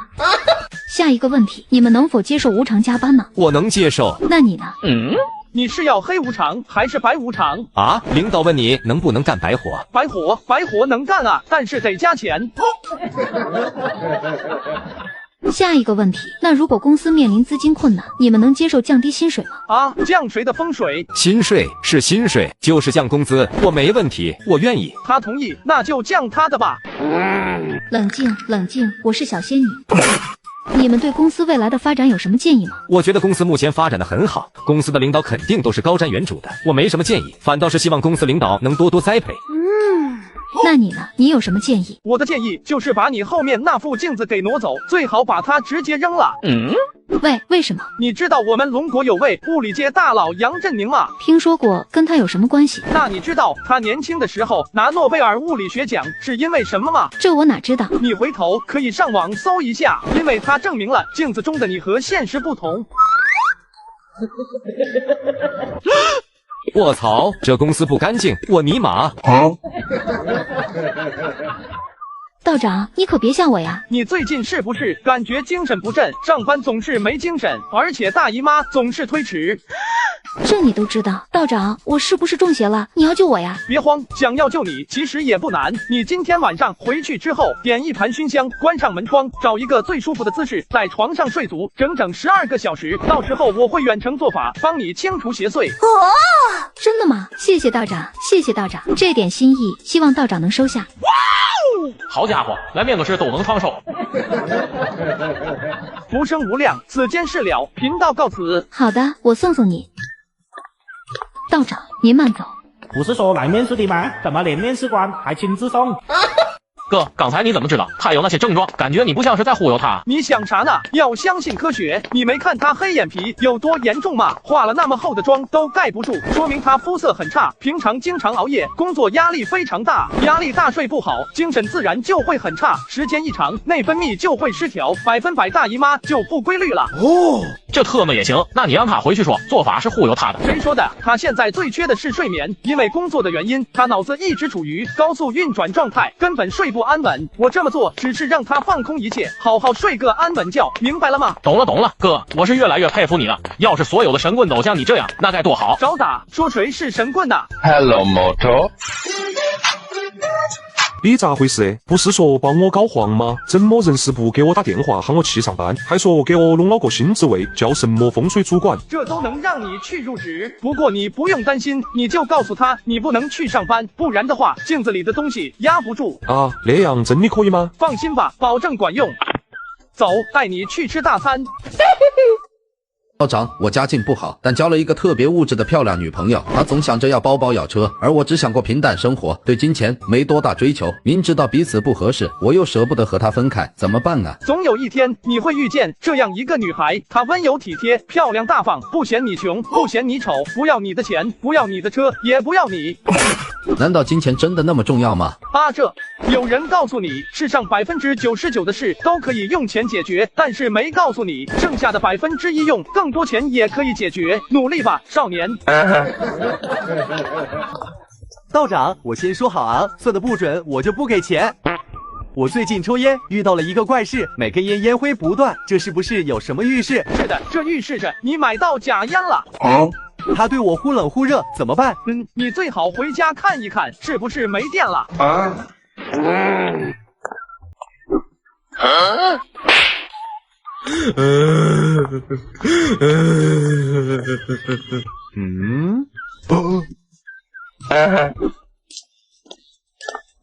道长，我放不下他，该怎么办？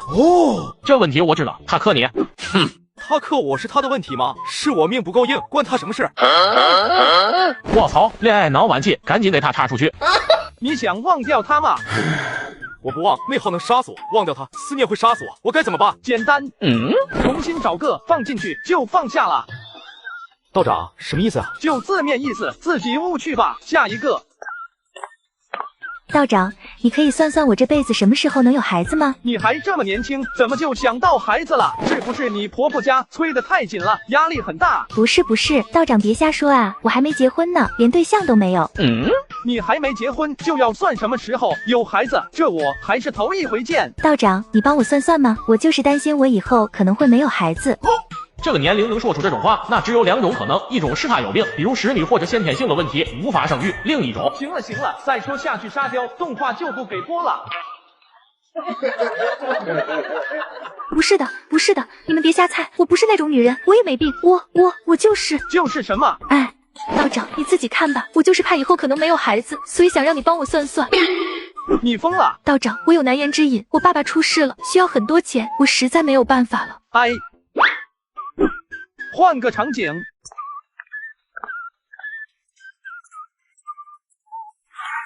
妹子，就算是缺钱，你也不能去捐卵啊！我不明白，捐卵而已，难道对身体有伤害吗？我急用钱给我父亲交手术费，除了这个办法，我实在想不到其他办法了。你太天真了！如果今天你没有遇到我，你赚到的钱，将来要么全部吐回去，要么用你的身体健康来偿还。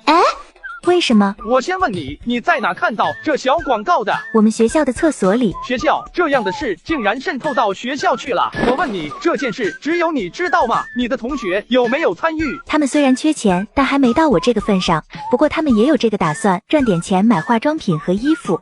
就为了买化妆品和衣服，在你们眼里捐卵就是件很微不足道的事情，难道不是吗？我看男生捐也没什么伤害啊。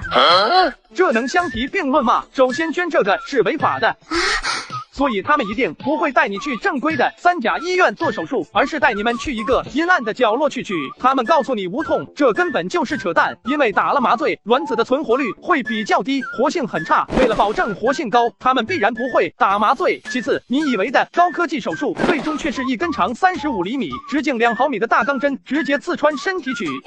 到时候你痛得躺在手术床上，求着他们动手的时候，你就知道什么是叫天天不应，叫地地不灵了。这为了我父亲，这点痛我能忍。你太天真了，如果仅只是如此，我也不会拼命拦着你。你要知道，手术过程中极有可能造成细菌感染，要知道你感染的地方可是生孩子的地方。若是在手术的过程中突然出什么意外，比如卵巢过度刺激综合症之类的，他们根本没有任何急救手段，轻则造成不可逆的器官损伤，终身不孕，重则当场死亡。如果你父亲知道你是这样给他赚钱，我想他宁愿不看病了吧。那我到底该怎么办啊？30万的手术费我上哪去凑啊？你先起来，我倒是有个办法能帮到你。剧本都拿到了吧？哥，我剧本是不是给错了？没错，就是这个。可这剧本中标注的是上级的妹子啊。妹子家院子里的蚂蚱今天生孩子，所以请了半天假，只能你先顶上了。可是接头人已就位，该你出场了。去吧，都是老演员了。王队，如果成功帮警方追回这个黑机构，这妹子求助资金的事，放心吧，我已经跟杨局打过招呼了，杨局那边已经通知医院给他父亲安排手术了。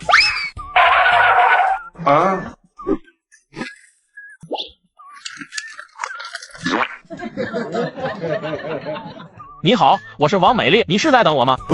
这特么哪找来的倒霉玩意？你说你是王美丽？你本人跟照片怎么相差这么大啊？这照片嘛，有点美颜效果是正常的，一切要以实物为准。这尼玛是有点美颜效果吗？你特么不仅把头换了，连身体也不是本来的吧？行了，上车吧。还挺顺利，快跟上。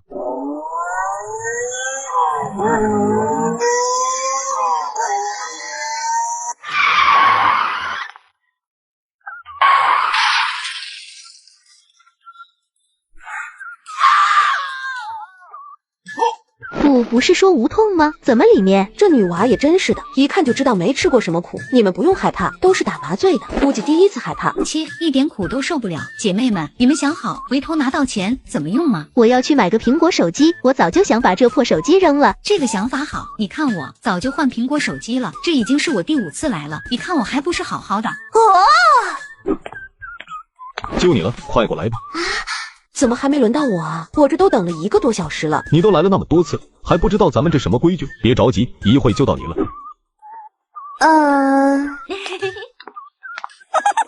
又骗进去一个，今天还有人来吗？听说还有一个女大学生，好像是为了给她父亲凑手术费，顺溜已经去接了。女大学生啊，这种最好忽悠了。来了来了。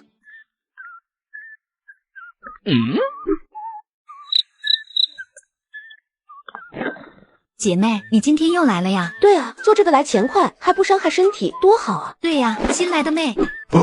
妹子，你长得，我都不好意思侮辱那些形容词。妹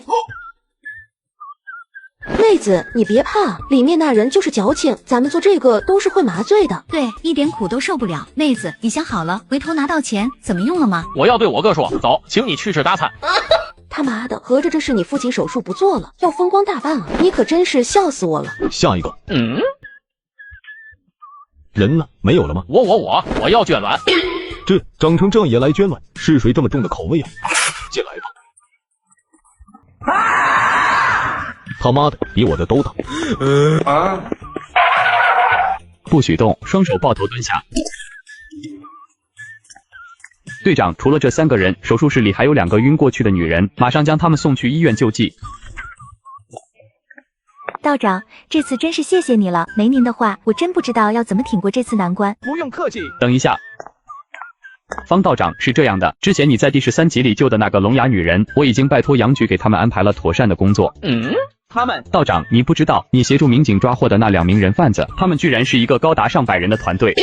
加入团队的人第一时间都会被培训学习手语，他们的主要目标就是这些聋哑人士。那2名人贩子进了局子没多久就全招了，我立即带着人前往他们的秘密窝点，将他们团队113人全部抓捕归案。小小的一个西海市，居然有这么多人贩子！在那个秘密窝点里，我们就出了21名聋哑女子，我拜托杨局给他们找了一份体面且能胜任的工作，并且安排了专业的手语人员帮助他们。有一些不愿意留下的，我们也派人将他们安全送回老家了。你带过去的那位姑娘留了下来，她让我将这2000块钱交给你，以示她对你的感谢。王队，钱你帮我还给他吧，就说心意我领了。行吧，那我就先回局里了，还有一大堆的善后工作没处理。牛奶好喝吗？好喝。因为你喝的是母牛奶。你咋知道是母牛奶？看出来的。不可能，这上面又没写。就是母牛奶。哥，要是别的，我还真就信了。但是这个我不认同，这是概率的问题。一半公牛奶，一半母牛奶，这是常识，你不知道吗？这哪是常识，分明就是概率的问题。你说是母牛奶，总得告诉我一个理由吧？行，你给我找个公牛奶试试。这有什么难的？咋的？你不是要去找吗？今天你要是能找来1瓶公牛奶，我喊你哥。道长，能帮我算算这辈子还能找到女朋友吗？恭喜你，你120岁之前绝对会有艳遇。120岁之前，那岂不是黄花菜都凉了？道长，你不会是在骗我吧？开个玩笑，我算出你2年内必有桃花运。真的吗？像我这样的人，谁会看上我呢？都说真正找人结婚要看内在，可那是建立在外表没问题的前提下。就我这长相，根本就没人愿意看我的内在。谁说的？如果你这么想，封闭自己，被动的等别人来喜欢你，那确实很难。但如果你主动出击呢？我承认我很自卑，所以我根本不敢主动表白喜欢的女孩，我害怕他们一想到我这张脸，吓都能吓死。我问你一个问题。青蛙和癞蛤蟆有什么区别？这不是很明显吗？青蛙是王子，童话故事里都这么说。癞蛤蟆是丑陋的，我就像那个癞蛤蟆，还想着吃天鹅肉。No。你的观点是错误的。青蛙坐井观天，思想封建，是负能量。而癞蛤蟆想吃天鹅肉，思想前卫，有远大抱负，是正能量。最后，青蛙成了饭桌上的一道菜，而癞蛤蟆上了供台，改名为金蝉。所以说，长得丑并不可怕，关键你得想得美。是这么理解的吗？我竟挑不出这话有什么毛病。一会就去找我暗恋许久的小美表白，到时候就这么跟她说，我看你有几分姿色，刚好我也心动了，你自己想办法爱上我。毕竟13亿人类，我只给了你机会，我劝你不要不知好歹。所以你要明白，癞蛤蟆也是有人爱的。哦，谢谢道长，我悟了。哥，我发现跟你认识时间长了之后，渐渐的感觉你不是人。你骂谁呢？我还没说完呢，我的意思是，你就是来拯救人间疾苦的神仙啊。这样吗？我当年也很自卑，有好几个喜欢我的女孩子对我暗示，我都不懂，最后错过了。如果我早点遇到你，或许就不会有那么多遗憾了。把屌丝说的这么清新脱俗，你要点脸吧？这不是道长吗？你是我，就是第3集被网络诈骗那个城管，是你告诉我的。哦，怎么样？钱追回来没有？追回来了，这多亏了道长，我一直想找你感谢呢，今天刚好遇到了，一点心意。队长，这就是我上次跟你说的那个道长，人家可不是神棍忽悠，人家是有真本事的。这就是你天天挂在嘴上的那个道士？是的。有这么邪乎吗？你要不要算命？给你打折。哼。你要怎么算？看手相，看面相，测字，算姻缘，什么都可以，看你选哪个。行，那我选测字。怎么说，道长？别告诉我连这2个字都不认识吧？恭喜！开心少一横，王字少一点，育儿所爱，却道恭喜，隐藏爱意，视为遗憾。晚上偷偷流了很多眼泪，到最后才发现，感动的只有自己的眼睛而已。今朝若是同淋雪，此生也算共白头。看来你最近心情不太好啊，心爱的人结婚了。看来小张还真没撒谎，道长确实有本事。你说的没错，我前妻结婚了，离婚3年，我一直都希望能跟她复婚，可惜她早已不是那个心里只有我的人了。道长，明知道她已经有了新欢，我还苦苦思念，该怎么跟自己和解？他手中捏了一把糖，逢人就给，你偏说他给你的那颗最甜。如果你实在忘不掉他，就去照照镜子吧，看看自己的眼睛，那个人曾经也出现过在你的眼中。道长，2句话让我茅塞顿开，谢谢道长。哥，我还以为你刚才说给他打折，是要给他打骨折呢。你脑子里一天天的都在想些什么？人家都给钱了，我总不能还动手吧？道长，你要帮帮我啊！你先起来，我们有话慢慢说。是不是要我帮忙捉鬼？不是，今天特地来找你，是想让你帮我一个忙。请开始你的表演。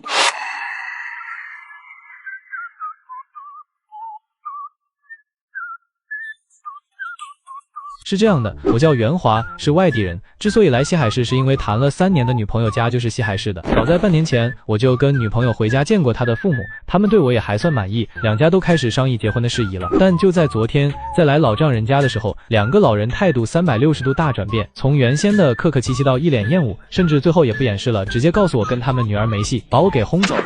就连我女朋友都被锁在了房间，不让出去。后来还是女友偷偷告诉我，前段时间有人上她家提亲，不但条件比我家里好得多，还带了一个算命的过去。算命的说我俩八字不合，各种难听的话，总之就是说我俩在一起注定没有好结果。然后就发生了昨天的一幕。道长，求求你帮帮我吧，比条件我实在是比不过，可是我对象他爱的人是我，如果这辈子不能娶她，我感觉活着都没意思了。你能确定你跟我说的句句属实吗？保证，如果我有半点撒谎，出门就被车撞死。行，我帮你。哦，不过你要我怎么帮你？去见他爸妈，然后忽悠他爸妈？不是忽悠，是拨乱反正。这个词不错，行，你这个忙我答应了。正所谓宁拆10座庙，不毁1桩婚。那个算命的竟然打着算命的幌子去害人，我必须要治治他。那还等什么？抓紧走吧。等一下，你得等我收拾好东西吧？啊，对对，我是太心急了，我来帮道长收拾。不用那么麻烦，一脚的事。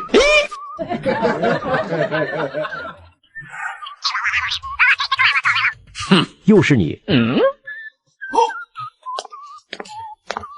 你怎么还来？我不是告诉你了，没戏吗？叔，你听我说，我跟小雅是真心相爱的。滚滚滚，别来拿真爱说事，这年头哪有什么真爱？抓紧走，别逼我撵人。你不会以为从哪找个道士来，我就把女儿嫁给你吧？做梦想屁吃呢！无声无量，这位居士，我看你印堂发黑，恐有血光之灾啊！你特么，别激动，别激动啊！大师，你这是？这位道长没有开玩笑，他说你有血光之灾，你是真的有啊，没有也得有啊。哟，我才发现，竟然还有一位老熟人呐！方道长，别来无恙哈！我倒是无恙，就是某人打着算命的幌子来毁人家姻缘，我很难保证祖师爷不会惩罚他啊！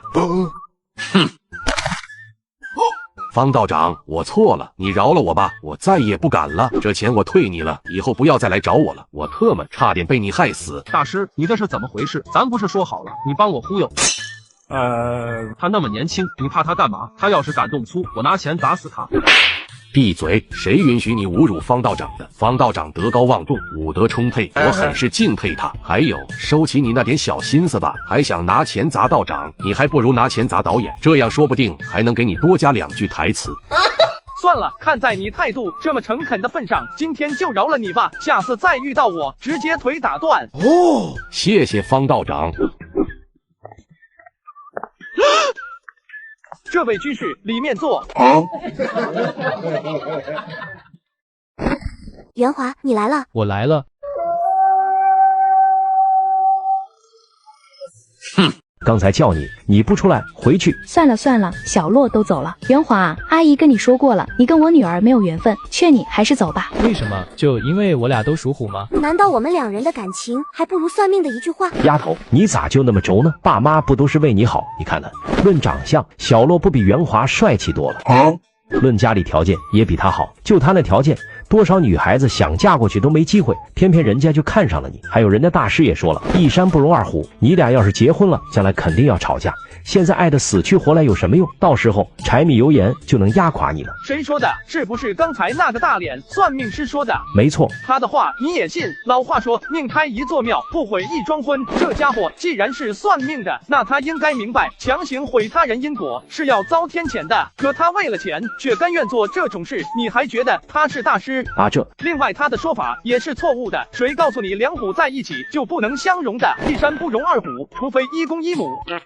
道家讲究阴阳调和，你女儿是阴，陈范是阳，2人相互调和，他俩在一起，不但不会有你说的那样整日争吵，反而会更好。难道3年的感情，他们真的看不出彼此是什么人吗？你要知道，多少人结婚也熬不过3年，更别说没有结婚证约束的前提下谈3年了。道长，你说的这个情况我也考虑过，可是那个大师看他们的8字后说，我女儿是个下山虎，阴盛阳衰，而陈范是个上山虎，他俩犯冲。这是他说的，你给他打个电话让他回来，我倒要亲自问问是不是他亲口说的。道长息怒，道长先别生气哈，我就这么一说。命格这种东西并不是天生的，而是受到了影响。我虽然没有看过你女儿的8字，但我能看出你女儿的命格原本并不是这样的，而是被改了。什么？道长，这到底是怎么回事？先别急，我刚才一进你们家门就发现不对劲，现在带了这么一会，我基本可以确定你家里有脏东西。脏东西？我家里有脏东西？道长，你可别吓我啊！我妇道人家胆子小，真的有脏东西吗？没错，而且还是2个。2个？那我女儿她没事吧？她现在还只是被改了命格，如果长期下去，恐怕恐怕什么？恐怕这辈子都不得安宁啊！不光是他，你们2位也得遭殃。道长，这该怎么办啊？别急，带我帮你们算算。道长怎么样了？算出来了吗？算出来了。该怎么办？怎么办？当然是风风光光的大操大办。道长，这是什么意思？意思很简单啊，你听过冲喜吗？听说过，听说过。那不就是了？你之前也说了，袁华是上山虎，他的命格很硬，专门去除邪祟，把你女儿嫁给他，风风光光的大操大办，脏东西自然而然被清理掉。这么说明白了吗？他妈的，怎么感觉好像被忽悠了呢？可是从刚才大脸道士对他的敬畏的模样，恐怕这个小道士绝不是什么简单货色，应该是一位德高望重的道长。他都这么说了，恐怕8、9不离10。既然道长这么说，那我也就不阻拦你俩在一起了。那现在宜早不宜迟，你们赶紧结婚去吧。走，请你去吃大餐。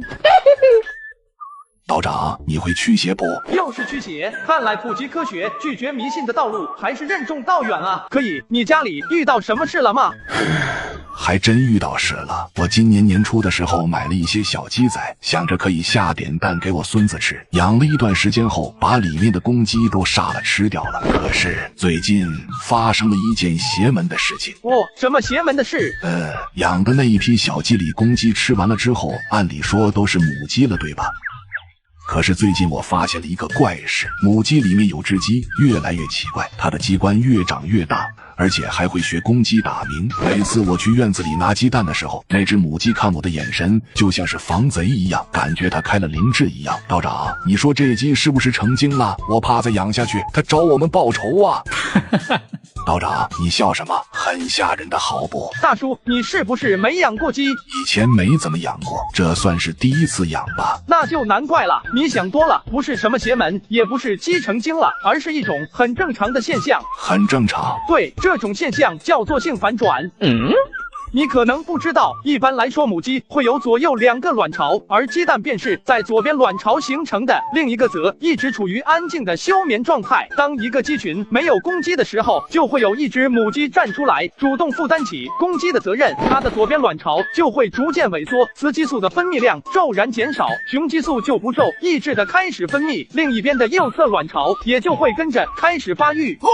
所以说，你家的母鸡变成公鸡，这是很正常的现象，只不过你不知道而已。事实上，不光是鸡，有很多动物都有这个功能，比如说红鲷鱼、黄鳝。第一次听说母的还能变成公的，这世界真的颠倒了，自己想象不到的样子了吗？道长，你没骗我吧？真没事？信不信由你。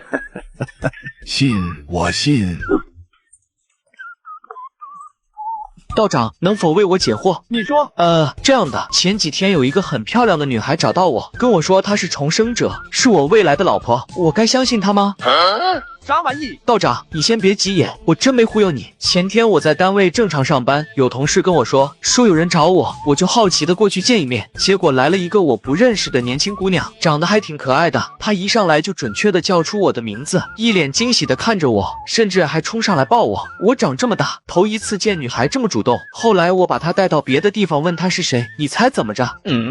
她说她是重生者，是我未来的老婆，穿越到现在来提前相认了，这不是扯的吗？重生的小说我也看过，可那都是假的，哪有什么重生？然后呢？然后她不光能说出我的名字，连我的身份证、小时候的秘密，就连我初恋是谁、怎么谈的都说得清清楚楚。真的假的？真的，我要是骗你，我是孙子。反正她说了很多关于我的事情，而且特地从3000多公里外的城市坐飞机过来的。此前我可以肯定跟她没有任何交集，后来听她说我们是在末日后半年左右认识的，说我要北上找家人，而他要南下躲丧尸，我们一起经历了很多。现在他告诉我，距离末日还有1周不到的时间，他知道末日之后唯一一个大型安全避难所，所以重生后第一时间来找我，要带我去避难。我怎么感觉你被忽悠了呢？我也是这么想的啊，但你说我屌丝一个，要钱没钱，要长相也就那样，他图我啥呢？所以打心里我是选择相信他的，也只有我未来的老婆才解释得通。人家重生那么远来找我，我要是不相信他，万一是真的，我岂不是辜负了他？你说的有道理。好奇的问下，那个大型安全避难所在哪？他有告诉你吗？有啊，在缅北，他知道有条路。你是不是在耍我？没有啊，我不是告诉你了吗？哪耍你了？不是，你咋想的？缅北啊，那什么地方你不知道吗？知道啊，电信诈骗嘛。可那地方不是已经被一锅端了吗？再说了，他重生都不远千里来找我，我有什么理由不信任他？你刚才不是说你要钱没钱，要长相也没长相，他图你什么吗？现在答案有了，他图你的心肝脾肺身上的每一块有用的东西。还有，用你的猪脑子想想，就算真的有世界末日，凭啥安全避难所会在缅北？你信不信？真要有丧尸爆发，那地方被灭的速度远超其他地区。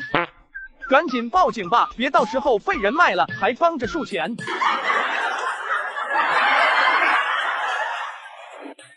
道长，能不能算算我跟我现在的男朋友将来如何？行，算姻缘是吧？是不是想算什么时候结婚？结婚？哼，渣男一个，我还跟他结婚？我就是想算算跟他哪天分手吉利。算了这么久的命，第一次有人算什么时候分手合适的。这个恐怕不太好算啊！正所谓百年修得同船渡，千年修得共枕眠。全华夏13亿人，你俩能走到一起，这缘分可不浅啊！拉倒吧，渣男一个！昨天被我发现他出去找记者。找记者，这如果有对象去找，还真是渣男，是吧？被我发现后，他跪下来求我说很后悔，问我能不能把这件事当粉笔字那样擦去，以后好好过日子，将来结婚，还结婚。我就笑了，他怎么有勇气舔着个脸说这句话的？我当场就跟他提了分手，他还死皮赖脸的缠着我，哼！没毛病，这样的男人不能要。你是怎么发现他找记者的？提前蹲点桌的？因为他点的那个记者就是我啊。这是人能说出来的话，点的是你，你俩完结终结呢。你是不是觉得我也有问题？拜托，那是我的工作，我做这种工作是为了生活。但他呢？他是出轨，性质能一样吗？网上都说了，出轨只有0次和无数次。你说我该不该分手？该，长痛不如短痛，早了断早好。哎，要不道长，你还是帮我算算什么时候能遇到真命天子吧？我感觉我这辈子都找不到好男人了。不会的，你看你那么漂亮，还热爱工作。道长，我看你也挺帅的，你愿意做我的男朋友吗？美女，我这是在开导你，请你不要恩将仇报。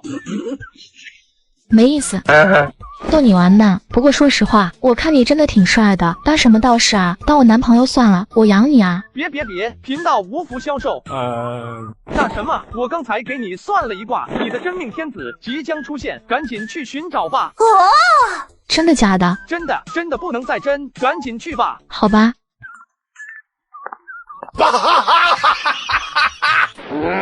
你笑什么笑？你信不信？我告诉他，你就是他的真命天子。卧槽，哥，我错了。道长，我最近好像中邪了，你能帮我看看不？具体什么状况跟我说说。我怀疑我女朋友不对劲。自从我交了女朋友之后，身体每况日下，严重怀疑她把我阳气给吸走了。每天腰酸背痛的，精神疲惫，一点精气神都没有，而且总感觉身体发寒，特别怕冷。到了夜里面，过一会就要上次厕所。以前顶风尿尿能飙3长高，现在动不动站在马桶面前10分钟，愣是把马桶给弄脏。就这些？当然不止。你看我嘴唇开裂，嘴巴干燥，再看我脸色，是不是很差劲？最让我怀疑我女朋友不对劲的原因是，我最近每天晚上跟她那啥的时候，我都舍不得用力。说完了。道长，你说我是不是撞邪了？你算算我女朋友是不是不对劲？肾虚就肾虚，说的这么邪乎干嘛？你放屁！我能治。我承认我刚才说话声音有点大，大师救我。现在不装了，不装了。感谢大师指点迷津，让我知道自己的问题所在。从今天起，大师你说东我绝不往西，你说西我绝不往南，只求大师救我。想要治你也不难，你去中医店买一套针灸用的针来，到时候我帮你扎几针就好了。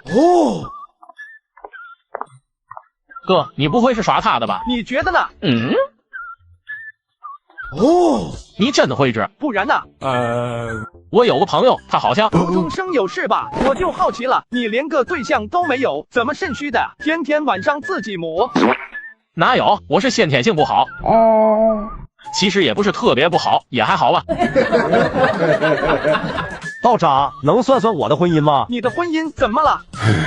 说出来也不怕你笑话，我老婆出轨了。但是你很爱她，舍不得她，所以才找我，算婚姻是吗？算是吧，我真是个窝囊废，她都背叛我了，我还下不了狠心。道长，要不你帮我下这个决心吧，只要你告诉我算出来的结果不好，我马上就去跟他离婚。合着是好人你来当，恶人我来做事吧。你确定了吗？这其中不会有误会了吧？确定了，板上钉钉了，因为我老婆怀孕了。怎么说？前几天我爸去医院检查身体，医生说我们家有遗传性的不孕不育，可偏偏我老婆怀孕了。道长，你说她不是外面有人了，还能是什么？啥玩意？你说你爸有遗传性不孕不育，那你是从哪来的？道长，你不是吧？这么弱智的问题也要问我？我当然是我妈生的，还能从哪来？对呀，对呀，对呀，对呀，对呀，对呀。现在水时长都可以这么明目张胆的吗？不是哥们，你爸不孕不育，你是哪来的？对呀，我是咋来的呢？接着表演。那我是哪来的？难不成我爸是在生下我之后才不孕不育的？你刚才都说了是遗传性的不孕不育，也就是说你爸从出生就注定了不能生孩子，你还不明白吗？等等，我有点冤。你的意思是我爸不可能生孩子，而我偏偏又出生了，意思就是我妈？我操！侯桂芳，你是个狠人啊！哥，这人脑子太不灵光啊！道长，你是不是啥都能算？算是吧，你要算什么？那你帮我算算，我要怎样才能年入100万？这个简单。你只要往银行存6000万，1年的利息就差不多了。我操！我要有6000万还用你教啊？赚6000万的方法其实我也有哦。什么办法？往银行存40亿。你是不是想说赚40亿的方法也有？1年往银行存100亿？100亿不够。我操！你耍我呢？别冲动，别冲动。咋地？怕了？不是，我是怕一会要给你付医药费。哼！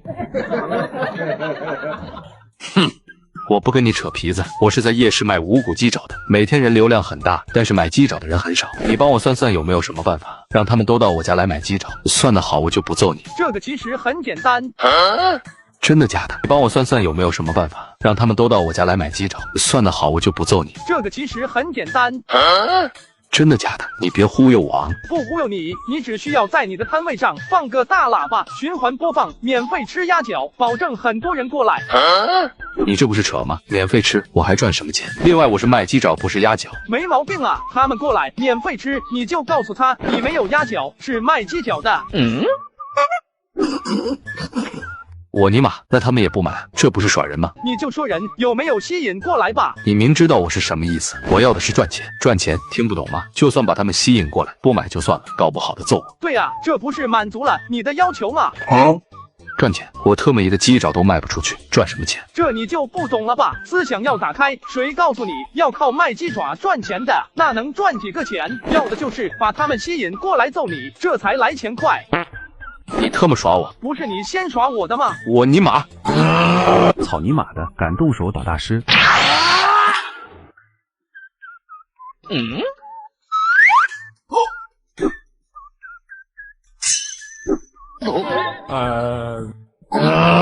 偷袭！小子，刚刚是不是你打我？你在开什么玩笑？劳资1秒钟几毛钱上下，能做那种没品的事？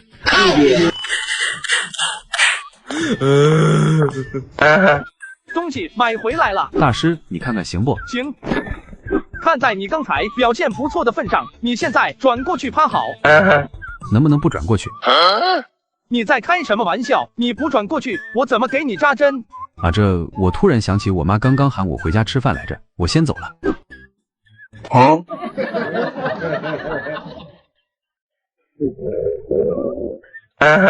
哥，今天大餐还吃吗？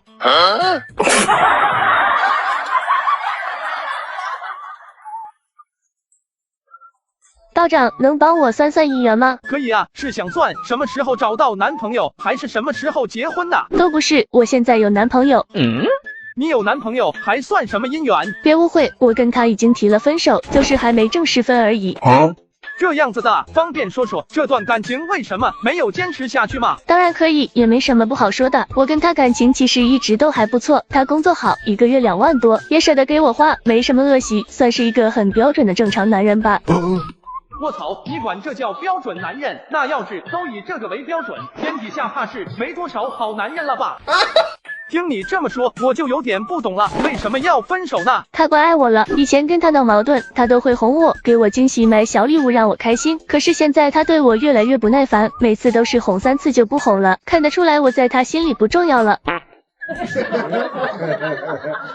不是哄3次就不哄了，这真是用汉语说出来的话。哄3次还不够，这叫不哄。美女，你知道为什么你对象只哄3次吗？不知道，以前总会哄到我满意的，现在变了。美女，你要明白，当一个男人最重要的尊严都丢掉的时候，也就是他彻底看开的时候。听说过事不过3嘛，哄3次不是因为他只愿意哄3次，而是他给自己保留的尊严，但是你却认为他不愿意哄。如果你这么想，那你们这段感情也确实结束了。哼，你这人怎么这样啊？我让你帮我算，你不帮我说话，反而帮他说话。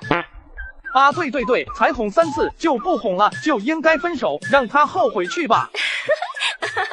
对，他以后一个人生活有的他后悔，你看着吧，他以后一个人爱找谁找谁，爱干嘛干嘛，没有我，他只能打台球、吃宵夜、去唱歌。是，听起来是挺自在的，对不对？但是以后这个家里没了我，谁给他按摩？他工作下班累了就只能花钱去店里去推背，去洗脚，去按摩。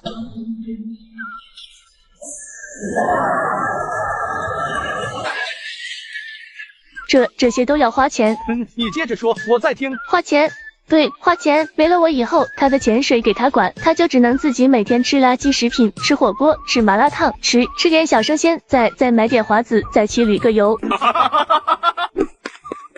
美女，你还没算呢。不用算了，我刚才想了一下，其实他不哄我也不是什么大事，就算他不哄，我自己也能消化。喂，亲爱的，我们不分手了好不好？晚上我穿黑丝。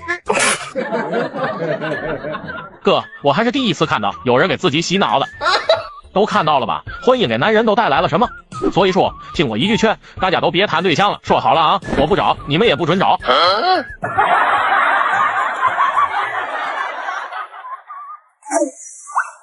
帅哥，算命吗？道长，今无遇一女子，欲追之，奈何他身边有一男子纠缠，且有一定进展，不知是追是气，还望道长替我解惑。哥，他在说什么鸟语？你的意思是他身边有个男的，而且有一定的进展？关于这个问题，我给你的建议是踢足球。足球？道长的意思是让我像一个前锋一样，在球场勇往直前。我的意思是要像对待踢足球一样去对待你的这份情绪。如果球门没有守卫，你觉得踢足球有意思吗？没有。那不就是了？有守门员，进球才有意思。哦。你的意思是那个男的就相当于守门员？对了。那要怎么追呢？我没谈过对象啊。无有四季。义父教我。我儿奉先，你先起来。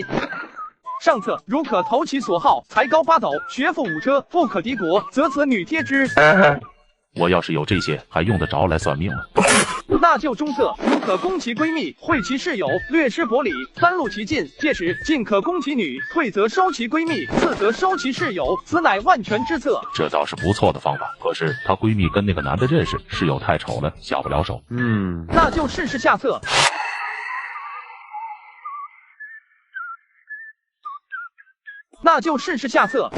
舔之。虽有失尊严，却又不是一线生机。要我当舔狗呢，还是算了吧，我不想当。不是说有4计吗？还有1计呢。下策，疏其室友，离其闺蜜，待她失魂落魄之际，如可对其关心备至，趁虚而入。大意了，我语文不好。这如果还不行的话，那就只能出绝技了。如可攻其男友，知难而进，迎难而上，强人所难，进退两难，左右为难，勉为其难，难上加难，骑虎难下，一言难尽。弯之，届时汝进可攻其女，退则攻其男，男拥女抱，好不快哉！你真是一个道士吗？我都跟你讲了，这最后一招很强，得足够变态的人才能使出来。你还是算了吧，重新换个对象攻略吧。又一个不给圆的。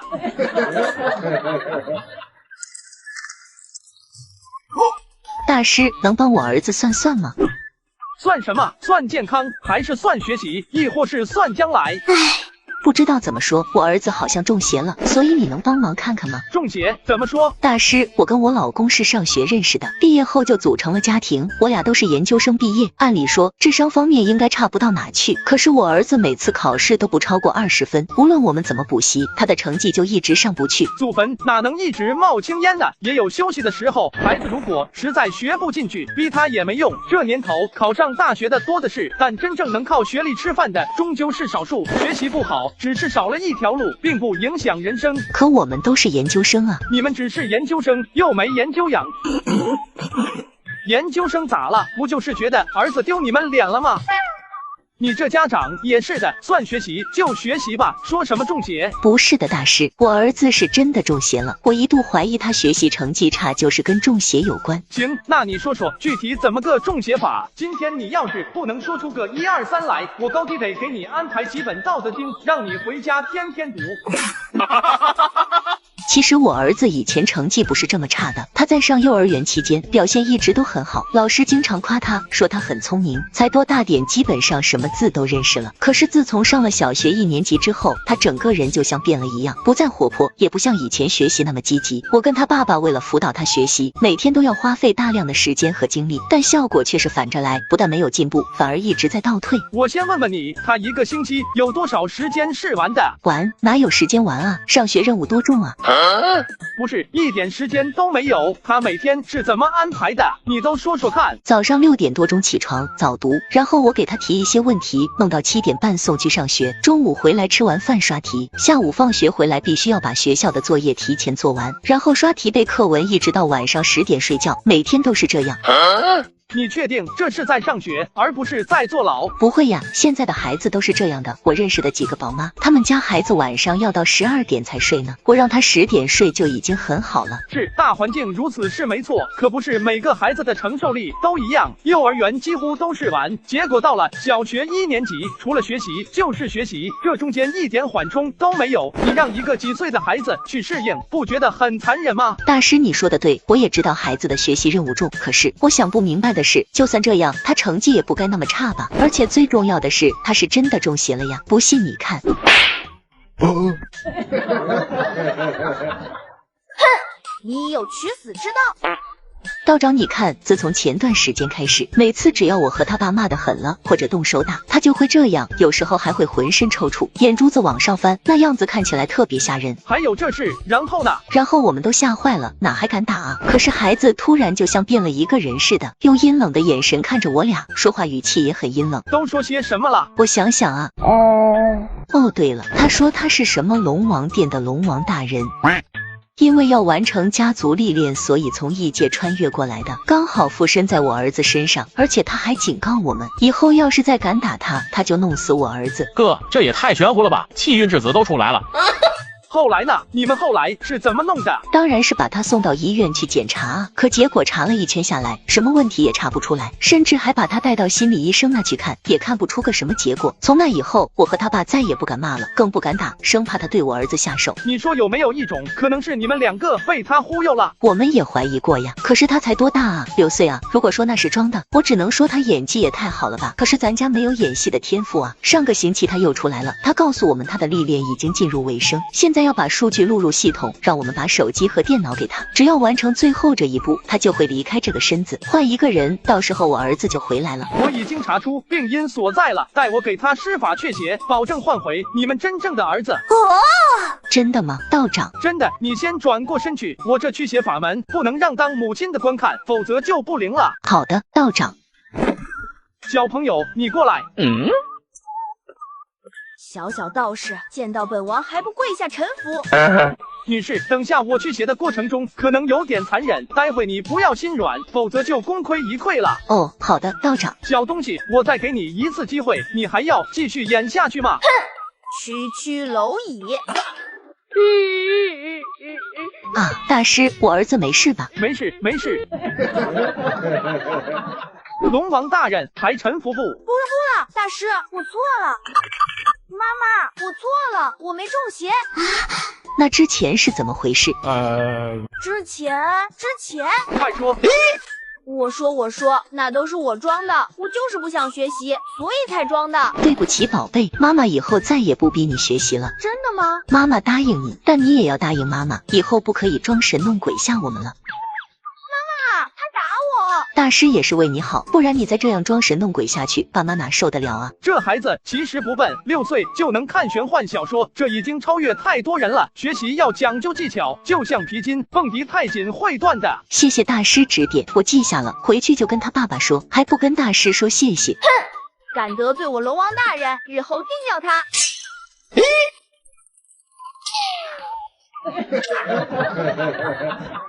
我说句公道话，这孩子就是虫子。我小时候敢这么装神弄鬼，那下场死的比猪还惨。我爸立马会化身驱鬼大师，手持七匹狼，抽刀劈开肉绽，然后在香案前跪上1天1夜，哪还该有半点不老实？我就想知道这小男孩到底看的什么小说，能看得这么入魔？这作者绝对是个人才。嘀咕什么呢？走，带你去吃大餐。道长会算命吗？会，你要算什么？我主要也不是算命，而是有疑惑，你能不能帮我解惑？可以，你有什么疑惑？是这样的，我喜欢一个女孩，追了她好久了，现在我不知道该怎么办了。追了多久了？快2年了吧？这么长时间都没追到手，还有什么好纠结的？放弃呗。不是，道长，你误会我的意思了，我的意思是她答应我了。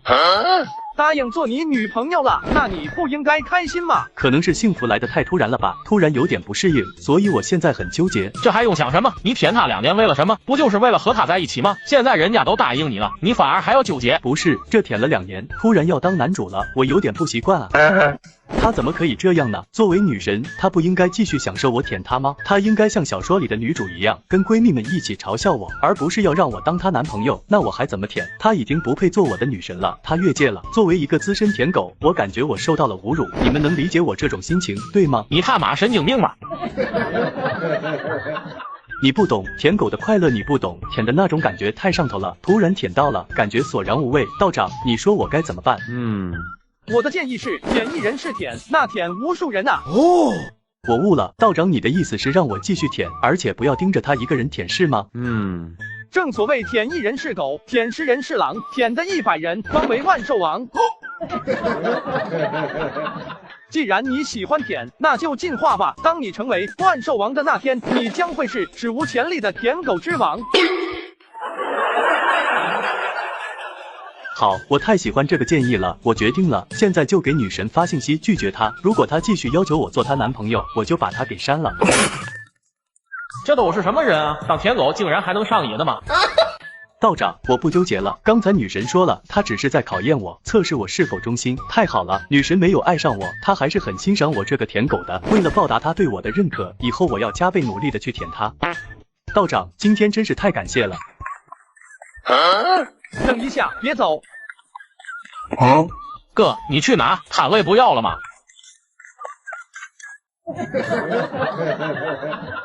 大师，谢谢你，不用送了。我送你大爷，你没给钱呢。哥，你走慢点，等等我。